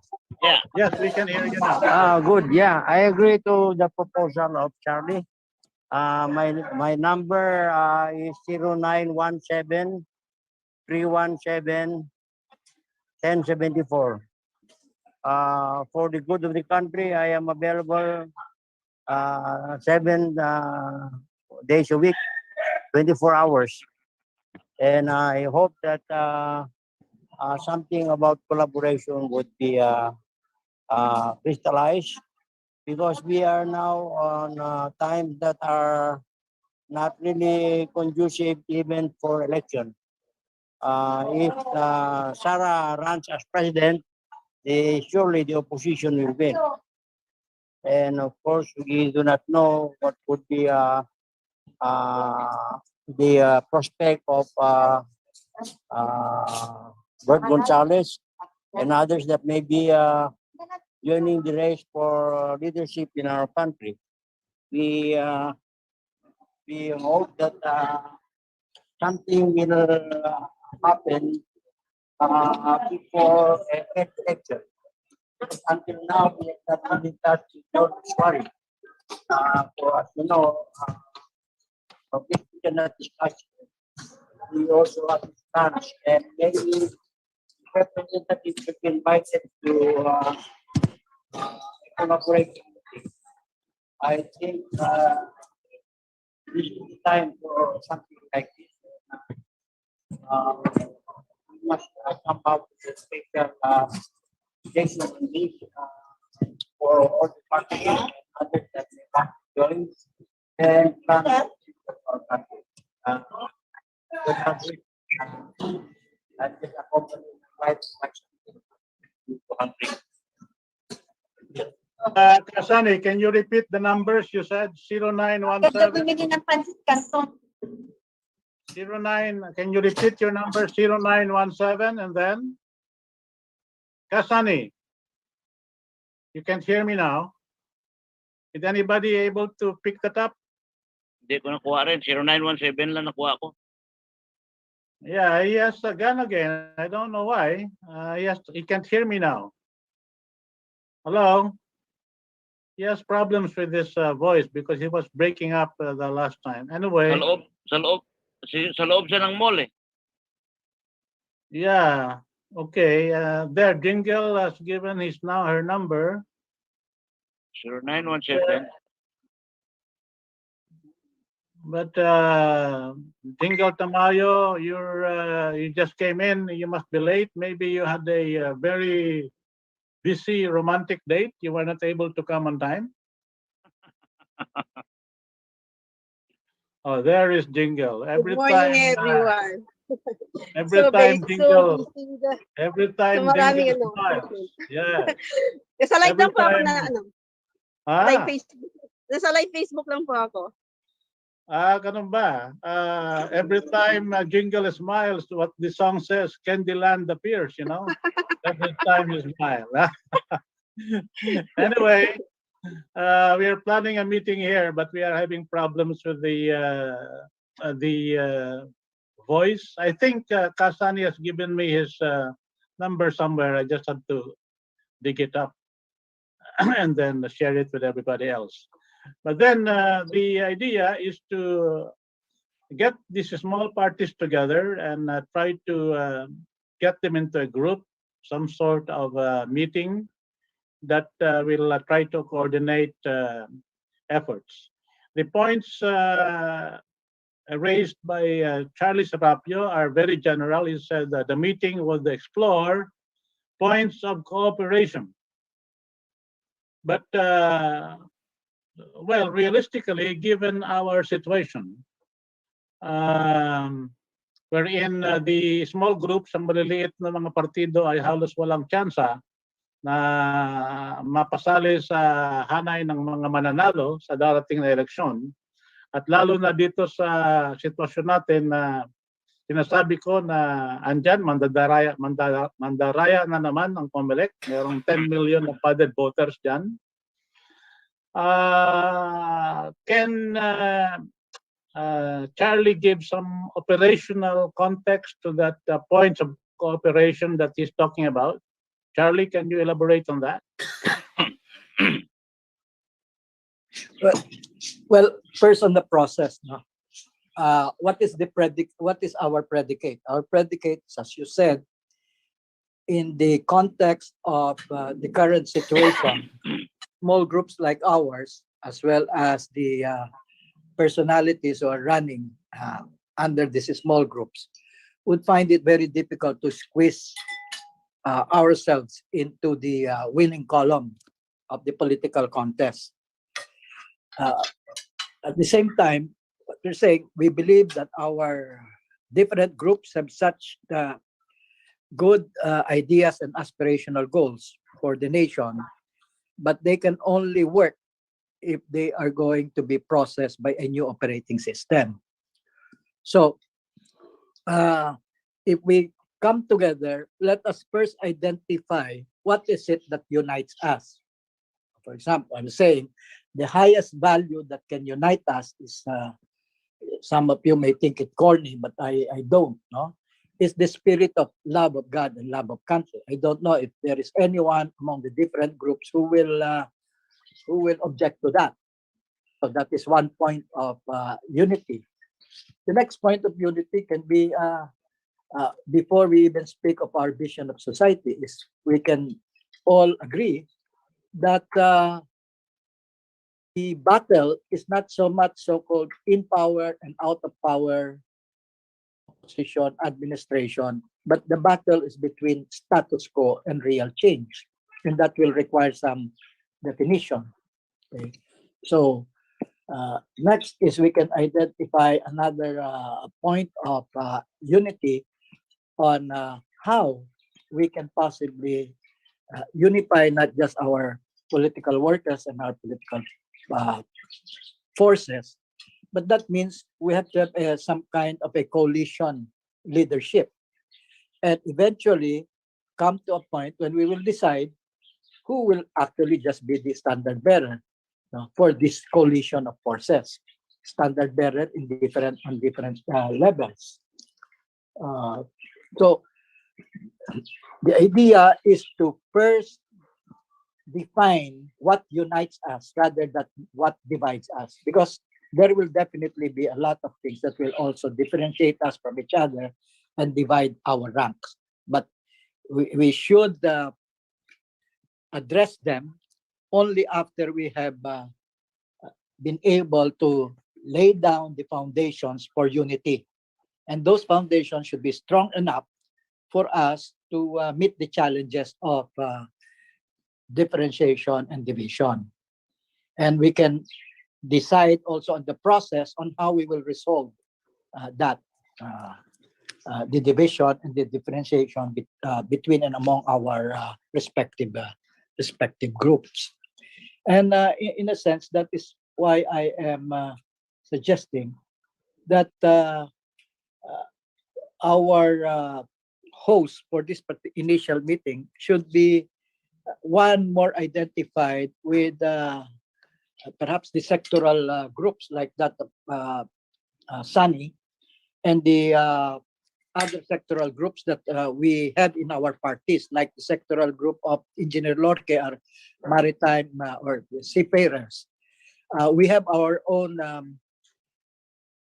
party list group, the Kapamilya, which is actually a group of trade union leaders, of workers, no? Under the banner of the National Confederation of Labor, the National Federation of Labor, of Plowin, etc. Those who used to be identified with, not used, but who still under the leadership of the first Secretary General of KMU, that's Attorney Arellano. Okay. So Kasani has farmers and other sectoral groupings under his wing. So perhaps the people represented by their sectoral organizations should be our hosts, because they are actually the ones to whom we are making the speech.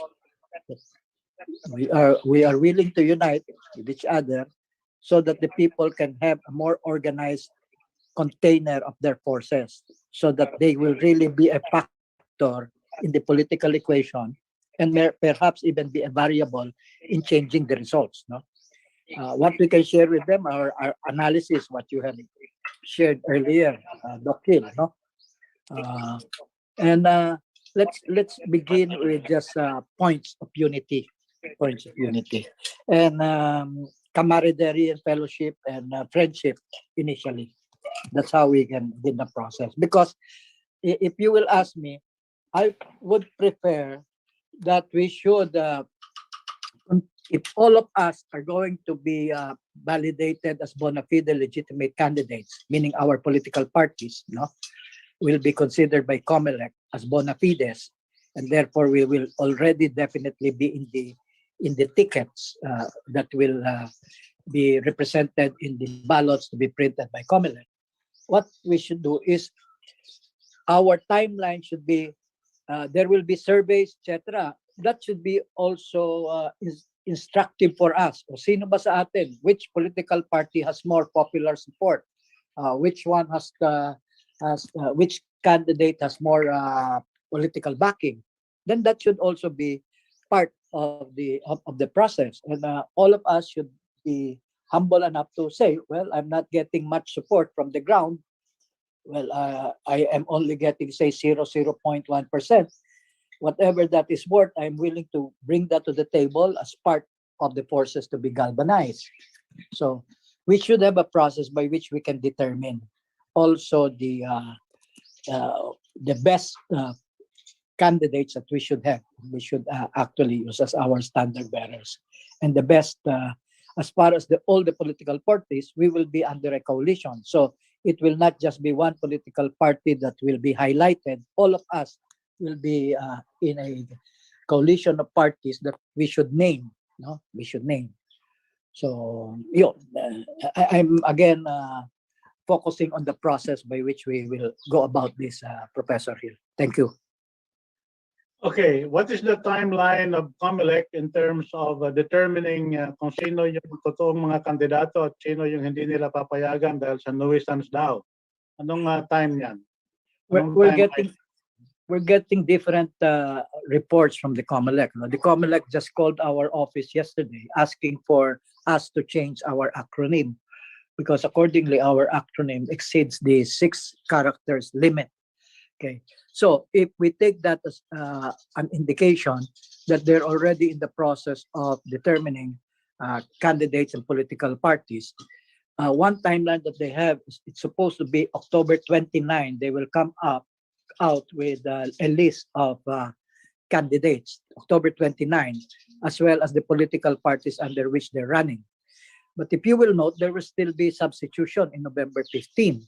Okay, so the other schedule that we heard from their end is that the final list of candidates and political parties participating in the process would be sometime December,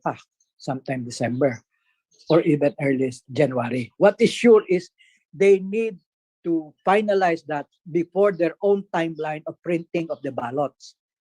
As far as I know, the printing of the ballots may happen also sooner than their original schedule, because they still have to send the ballots out. After printing them, they have to pre-position them in all the areas. Okay, so that kind of logistical process needs time also on their part. So I will not be surprised if they say that final list will be October 29, and substitution will happen November 15. After November 15, they will begin printing the ballots. After printing the ballot, they will start pre-positioning them in the different areas. So by October 29, we will know kung sino ang who is in and who is out among the candidates so filed. Yes, and of course, due process has to be observed. So those who will be excluded or will be disqualified have a right to question their disqualification. Take the case, for example, of Bono's candidate, who actually presented himself to be our candidate also, si Brother Muhammad Isa, Aka Arcega. No? He was disqualified in the last election, but he argued himself into being included still as a senatorial candidate. Okay, so now he has presented himself as a presidential candidate without a political party. He maybe has again to defend his position of why he should not be disqualified. We had another one who presented himself, also claims a lot of popular support, and also has a good program to present. That is Larry Andes of Bicol. And somehow the proposals we made to them were not accepted, because we proposed that they should just be senatorial candidates for the moment under a party, just so to make sure that they're not going to be disqualified. If in the process of the campaign they proved what they claim to have as popular support on the ground, and we see that we can actually shift our support from our present presidential standard bearer, then I was given the authority by the party to negotiate that possible arrangement. No? So, but they did not do so, and therefore we are not in a position to be able to substitute them just in case. So yun ang mangyayari dyan. So because one is claiming he will have financial resources, the other one is claiming he has wide range of popular support from all the former or previous administrations. So the only way you can really validate those claims is in the campaign itself already. Okay, so when do you think, what is your time perception of when we should be able to resolve this process of trying to get together, you know? The getting together without commitments yet, but just rubbing elbows for now and renewing old ties and friendships, laying down the foundations of personal and historical relationships. No, I think that should begin just like what we're doing now. No, in other words, I mean, Engineer Lorque and I, maybe running for the same position, but we're very much not just cordial to each other, but I would like to think we are kindred spirits. No? I know he loves the country so much.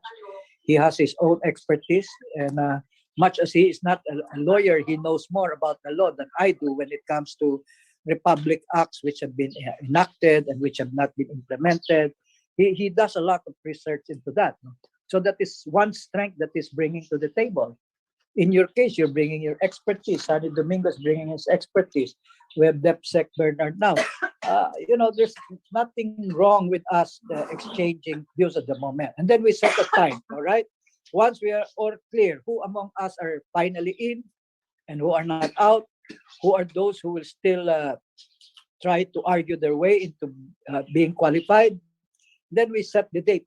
Okay, so ito na yung final, whether we like it or not. That is what the COMELEC has decided. So among those who have finally been qualified as political parties to participate in the process and as candidates, then let's start talking marbles here. No? So we start indicating, as I said, what is it that unites us? We begin with what is it that unites us in terms of our vision, in terms of our aspirations and our goals, our plans, our programs, our projects, etc. And that is where you can help a lot, Professor Hill. You, with so many things shared in the forum, you can categorize them already into those. No, I mean that's something like I think in your expertise of management by objectives and what you discussed with us in previous meetings. No? So we know these are our this is our vision. This was expressed by KDP, by PDSP, etc. That's their vision of society. How are they going to go about that? Do they have documents on that? Then what is the plan of action in order to realize that vision? The plan of action was the program, the projects, etc. Okay. So and then once we're done with that, we know that all of those are just in the framework of what we want to do, but they cannot operate. So ito naman yung this is our process.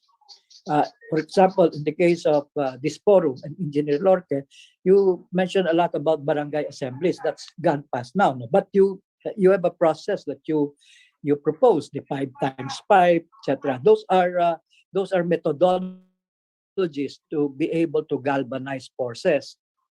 So you categorize that also in one column. And objective, what is really our end goal for this? Power.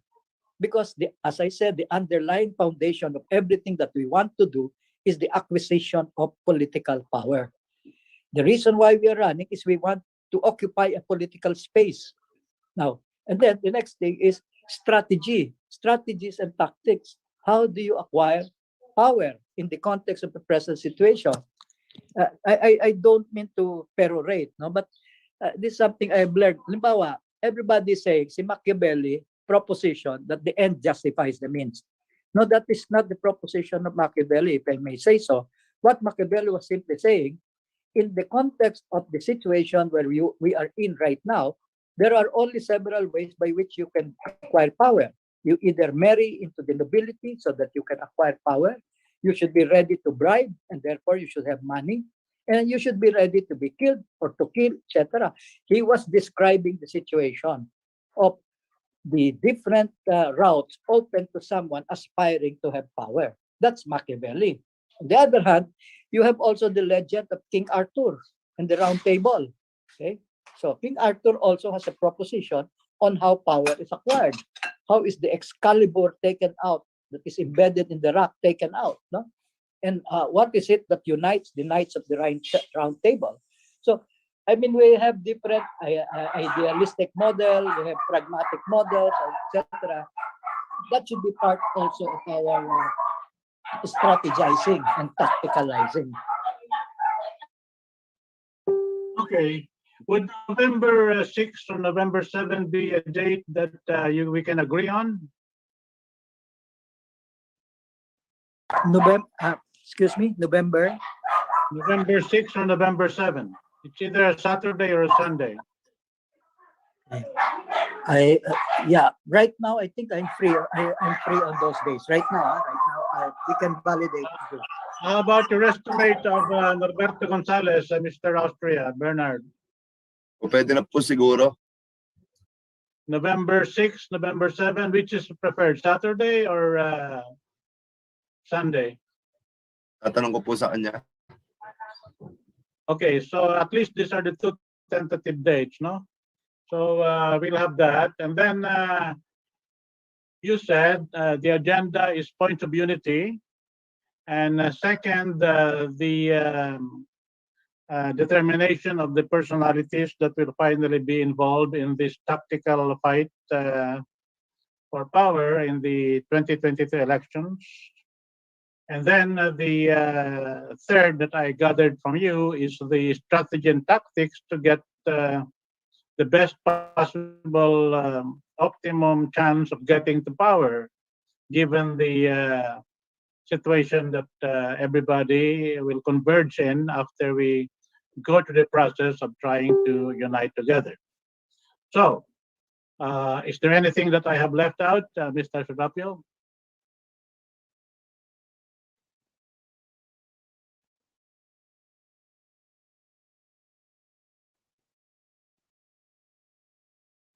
Okay, maybe he's not on point right now and listening. But anyway, those are the 3 points I summarized to you.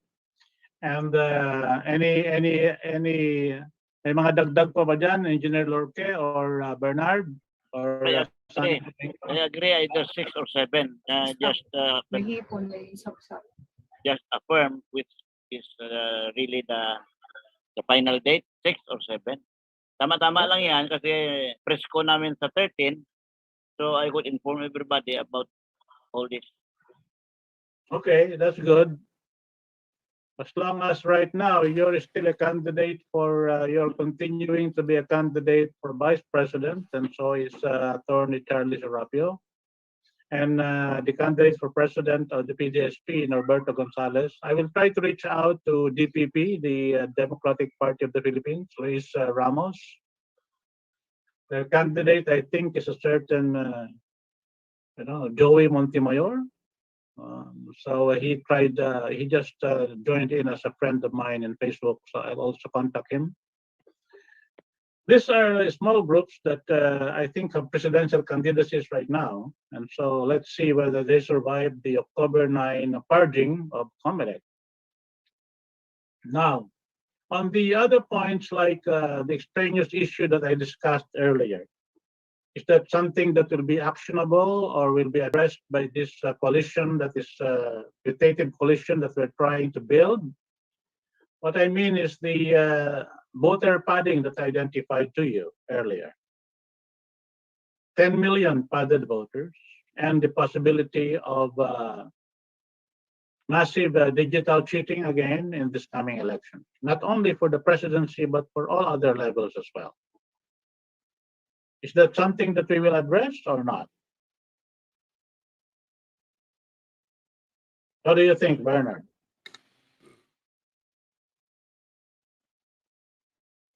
Open po ako sa lahat. Sila muna magsalita. Okay.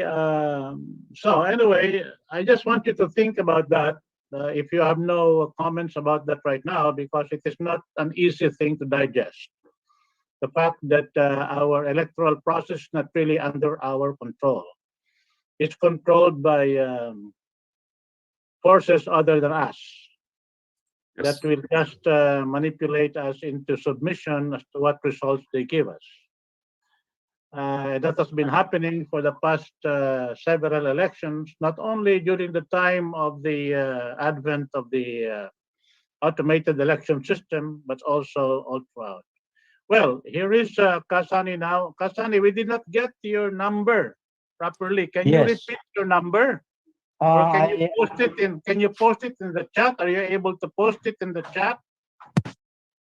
Yes, I posted it already on the chat. Can you hear me? Yeah. Did you post it in the chat so that Melo can pick it up? And in the chat, I also suggested that I fully agree with the analysis of Charlie, and we should come up with a logical framework and strategies and tactics on how to unite ourselves on the proposition that we can all be friends instead of enemies. And the second proposition is that the COMELEC is flawed and there will be no election that would be acceptable to anyone at all. Whoever wins.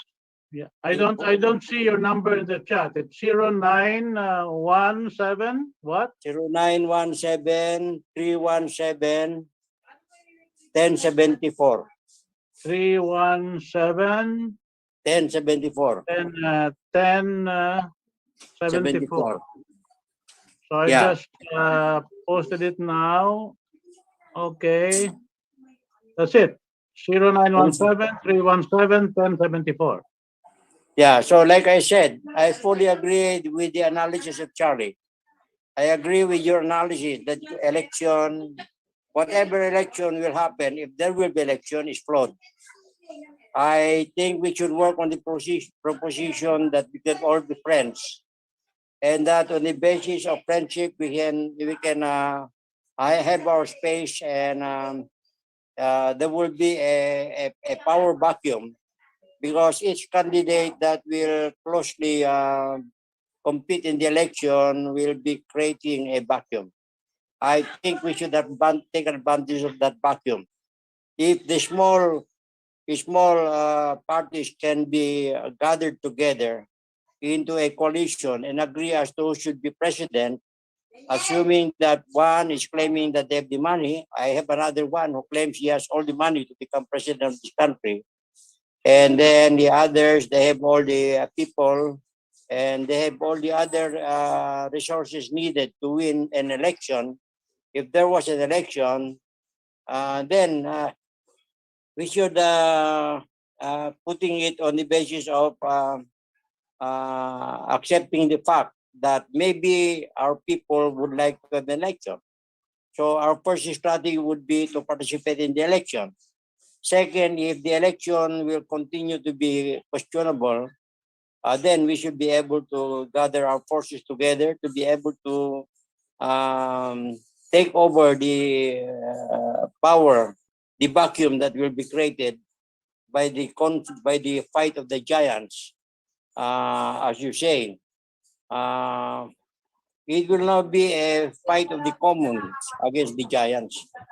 So in the process, we should now be able to work out something this early and to be ready with a plan B if plan A doesn't work. So I agree with Charlie, and I hope we can get ourselves together on that basis. Yeah, thank you. Thank you, Pierre. Okay, thank you very much, Kasani, for sharing that. And so we are on the last quarter of our allotted time for our sessions. And while it's very clear that Attorney Sabato said our goal is to take power so that we can have leverage to implement the ideas that we have to improve the nation. It may be that we will not get the power in 2022, in May 9, 2022. So part of the agenda that has to be addressed by the group is how to sustain the coalition together and work towards other things that might have to be done to be able to get the power after May 2022. Because as I think Mr. Bernard Austria has also discussed with me on a separate occasion, that the process of coming together of the different small groups will now be the basis for a coalition of parties that will try to achieve a majority in a future parliament in the country. Now, addressing that point, there are other traditional politicians who are doing conventional candidacies that are supportive of the parliamentary system.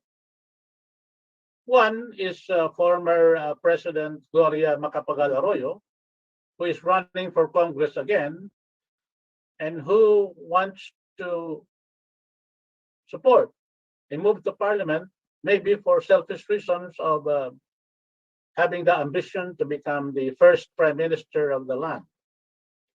Now, we have Bongbong Marcos, who has also joined the Partido Federal ng Pilipinas, and the platform of Partido Federal is for a parliamentary change, a federal and a parliamentary shift. Maybe very similar to what the CONCOM produced in the Bayanihan Constitution document.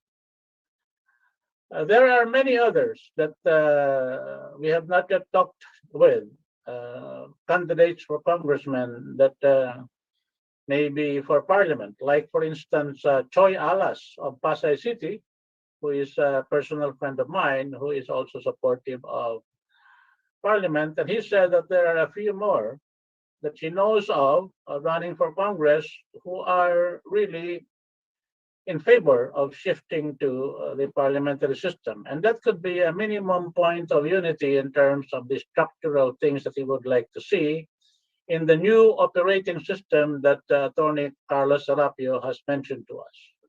My question to the proponents of this unification effort, and anybody can answer, is what do you think of these people that I have just mentioned? I think no problem. May I recognize because I'm back only. You are raising your hand, Carlo Iway? Yeah, yes. Go ahead. What do you want to say? I think what they're doing now is to reorganize something that we have to be united na talaga. And that's siguro, para maiwas din tayo sa new world order na pinaplanak ng mga taong kumukontrol sa atin na yun. You have also to support talaga whatever they can do for our nation talaga. So yan ang po muna. Ganito kasi ang napupuna ko dyan sa effort na to natin. At a certain point in the process of coalescing together, there'll be points of operational logistics that has to be addressed, and doon siguro magkakaroon ng maraming problema, but we can test it out. Kasi because of the fact that the reason why we are small parties or small groups is that we don't have the necessary logistical level to compete with the behemoths that are now contesting power in these elections.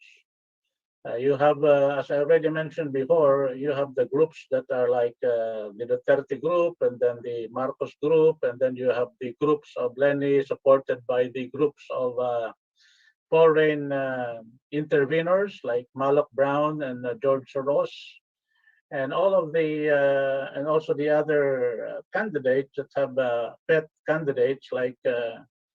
For instance, the campaign manager of Pacquiao is Buddy Zamora, the brother of the Zamora brothers, the group that has taken control of the security bank, which actually is owned by Marcos. You also have the groups of even San Miguel Corporation is really owned by Marcos as well. And you have all of these groups that are really opposing the possibility of a Marcos presidency because they're afraid they will have to surrender the ownership claims that they have made of these Marcos properties. And so we are witnessing the fight of behemoth because not only power is being contested here, but the claims to ownership of wealth that is so big in the Philippine context. So these are factors that have to be sort of discussed also by the group, because sometimes most of these groups that are small groups already have their own devil's arrangement with big groups that are sponsoring their logistics partially. So these are matters that I am raising. We don't need to discuss and answer them now, but these are the realities of the fight for power, which is not executed in a vacuum, but where actual forces contending already have extended their tentacles to affect even these small parties that are we plan to put together in a sort of coalition later. So. Is there any group now, because I don't know if I am capable of it, that can act as a putative secretariat for this planned coalition? Can the PDSP provide that secretariat process, or can the KKK do that? Because I am an individual. This 1899 movement is just a movement of a collection of individuals, Yes, yes, correct, correct. and we don't have an organization. But I understand the PDSP is an organization, the KDP is an organization, and the KKK is an organization, and they are the only proximate group that I can address this question to right now. Who can be the lead secretariat of this effort?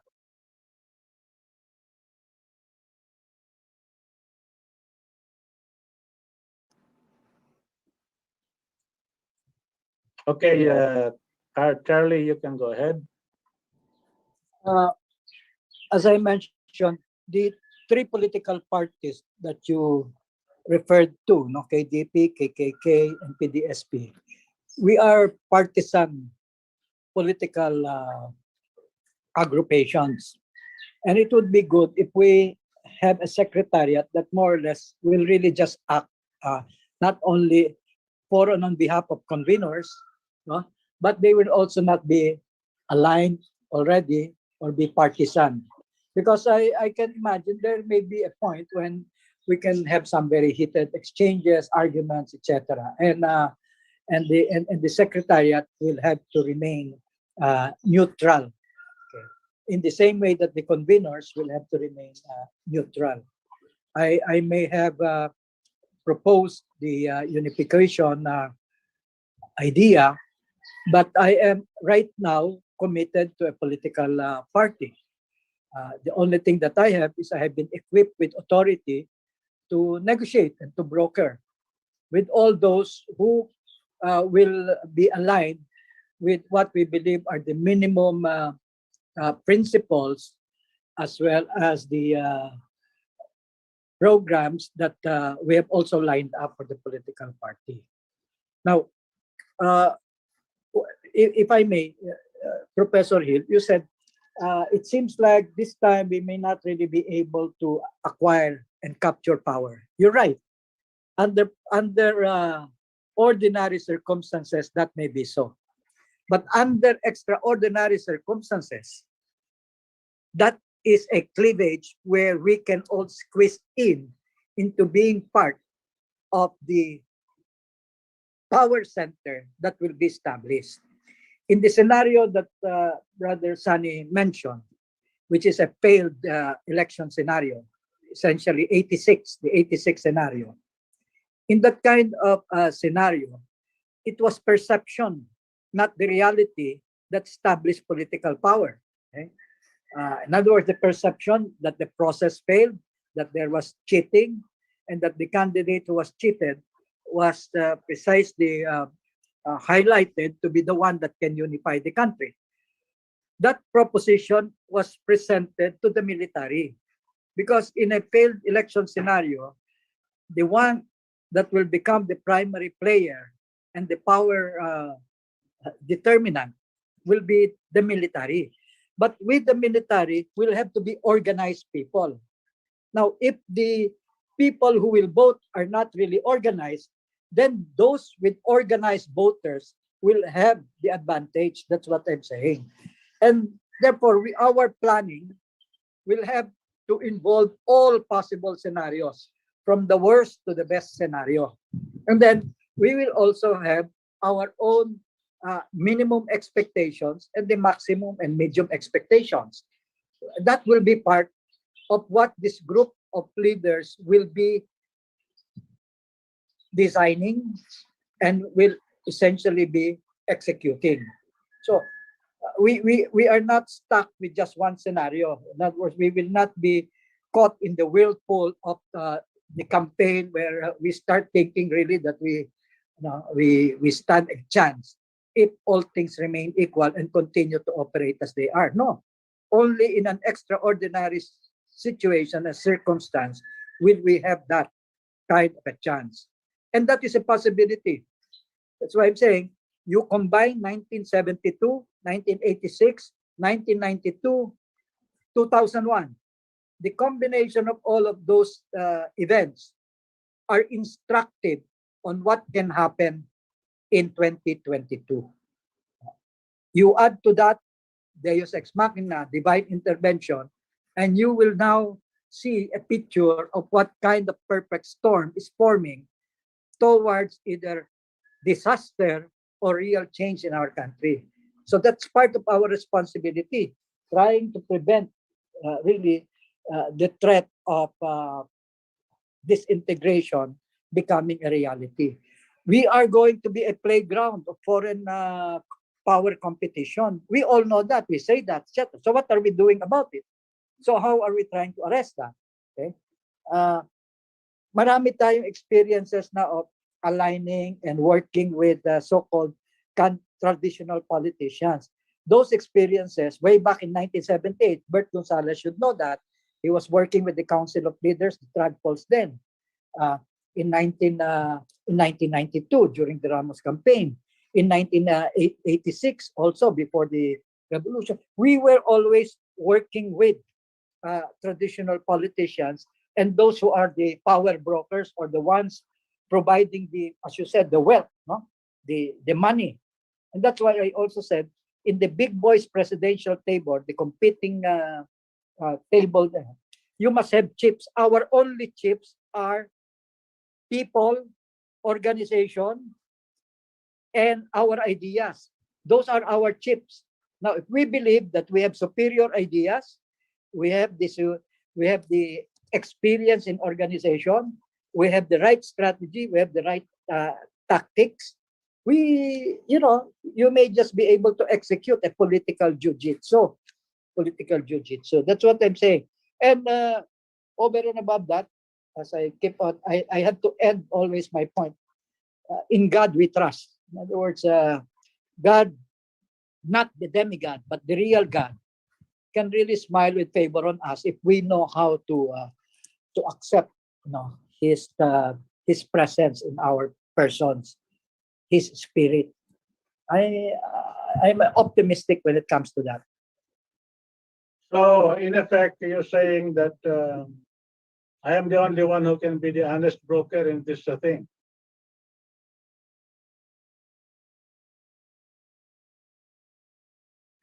So, Carlo, you and I, we will be working together to be brokering this thing. Are you up to it? Carlo, listen. Where is Carlo? He disappeared. Carlo, okay, you talk.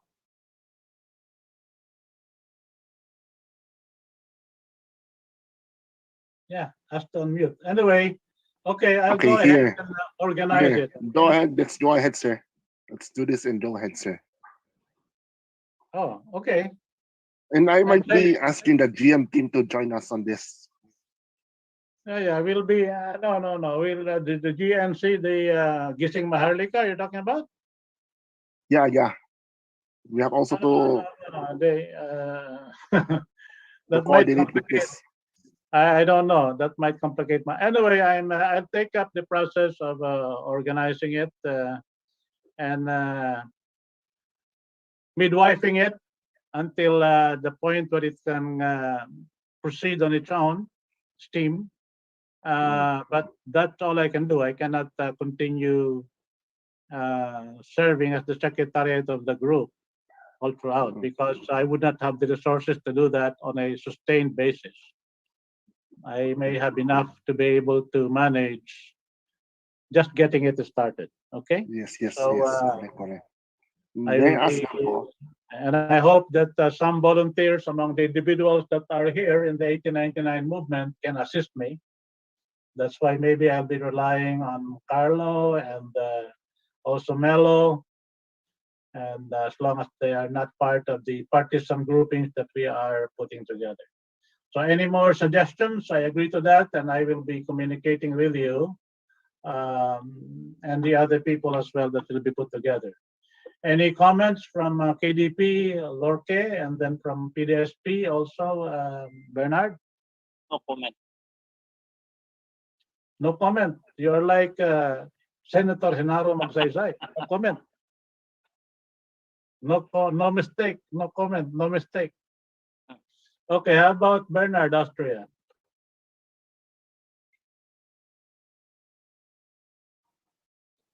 Do you have any more suggestions before we adjourn? And we are at our time limit now, more than 3 minutes. Okay, Carlo, do you have to say anything? Go ahead. Are you saying goodbye or just wanting to say something? What is it? I might be closing the session after this, and I would be suggesting that for the next Saturday that we'll also discuss the health and safety of the vaccines. The next sessions to come. Who is it you're inviting? Who is it? I might be inviting Professor Nicky Perlas. Nicanor Perlas? Yeah. Is he running for president? No, but I want to let him speak on the health issues, and also Okay, with we are not entertaining that right now, the health issue. So we will entertain this process of building the coalition. yes, hopefully soon we can also build that. So thank you, po. So that is what we have to concentrate on. Okay. So if there are any more questions, maybe in the following weeks, I will turn this over to our regular speaker, if he can take this up now. So anybody moving to adjourn? I will be adjourning now. I move to adjourn this. Okay, nobody objecting. So all right, sirs, thank you very much for your attendance and your participation, and we will move towards building this coalition as fast as possible. Sunny is raising his hand. Thank you. Okay, Sunny, go ahead. Are you just saying goodbye or wanting to say something? Sunny, can you please unmute? Yeah. Can you hear me? Yeah. Yes, we can. Yeah. Yes, sir. I'd like to say something. I think we should put in a name to this coalition. Like I propose a coalition of the commons. Like there was a coalition of the what was this American coalition against the Middle East Coalition of countries? the willing. The coalition of the willing. So let's call this now the coalition of the commons. And we could put in a time frame to it because we are now on dangerous times. I think why not add common, Lord and common? Because we are talking about parliamentary. Maybe later. But my proposal on this would be there would be also a way by which we can choose among who the presidential person can be. Maybe that should be an agenda. How do we choose the presidential board that will be supported on the coalition of the commons? I think it's about time. Not everyone can really be a president. There must be something like a qualification system, a popularity system, and a financial capability system that should go with it.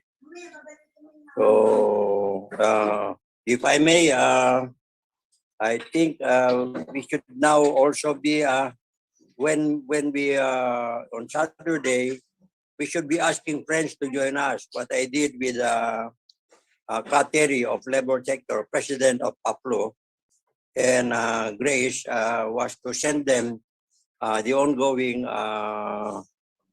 Zoom meeting that we have.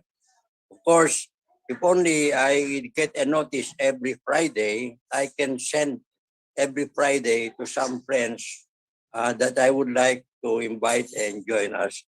Maybe that's one way to expand a little, but looks like we are now crystallizing, so we may not have to expand. Maybe do we need to expand the membership of this Zoom meeting or stay there and let's just invite the coalition of the commons? I was tempted to call our coalition the Republic of Lilliput. What?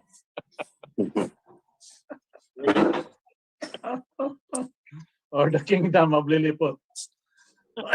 Anyway, yes, the coalition of Ano Lilliput? Lilliput is the story of Gulliver's Travels, wherein he arrived at the kingdom peopled by Lilliputians that are just about maybe 5 inches tall. So that's why I called it the Republic. The Republic of Lilliput. But anyway, we'll try to put things together properly, and we will try to give the notice to people on Fridays, a day before, so that they can also invite friends on what we are about.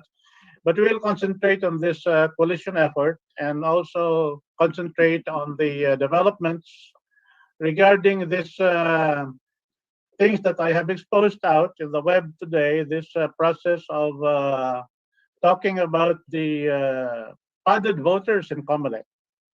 So that I don't know what reactions I will have. I have sent them to the military, to the classes of PMA, up to the class Sanglingan, which is 2005 graduates. They are 35 to 40 years old. So I don't know what reactions they will have. No, General Parlade is also informed, as well as Hermogenes Esperon and Delphine Lorenzana, about these padded voters in the Comelec. So it's up to them what they want to do with it, or whether they do nothing about it. So it's also submitted to all of the important computer experts like Nelson Celis and also his colleagues in the Automated Election Watch. So let's see, Automated Election System Watch. So let's see what happens after that. So for now, we adjourn, and I will see you again this coming Saturday. Thank you very much for everyone. Thank you. Yeah. May contact ka pala kay Nelson? Nelson Celis? Oo. Number niya? Wala ko number. I don't have the number. I only contact him by phone sa Facebook. Okay. That's what I do. Bye-bye. Bye-bye. Everybody.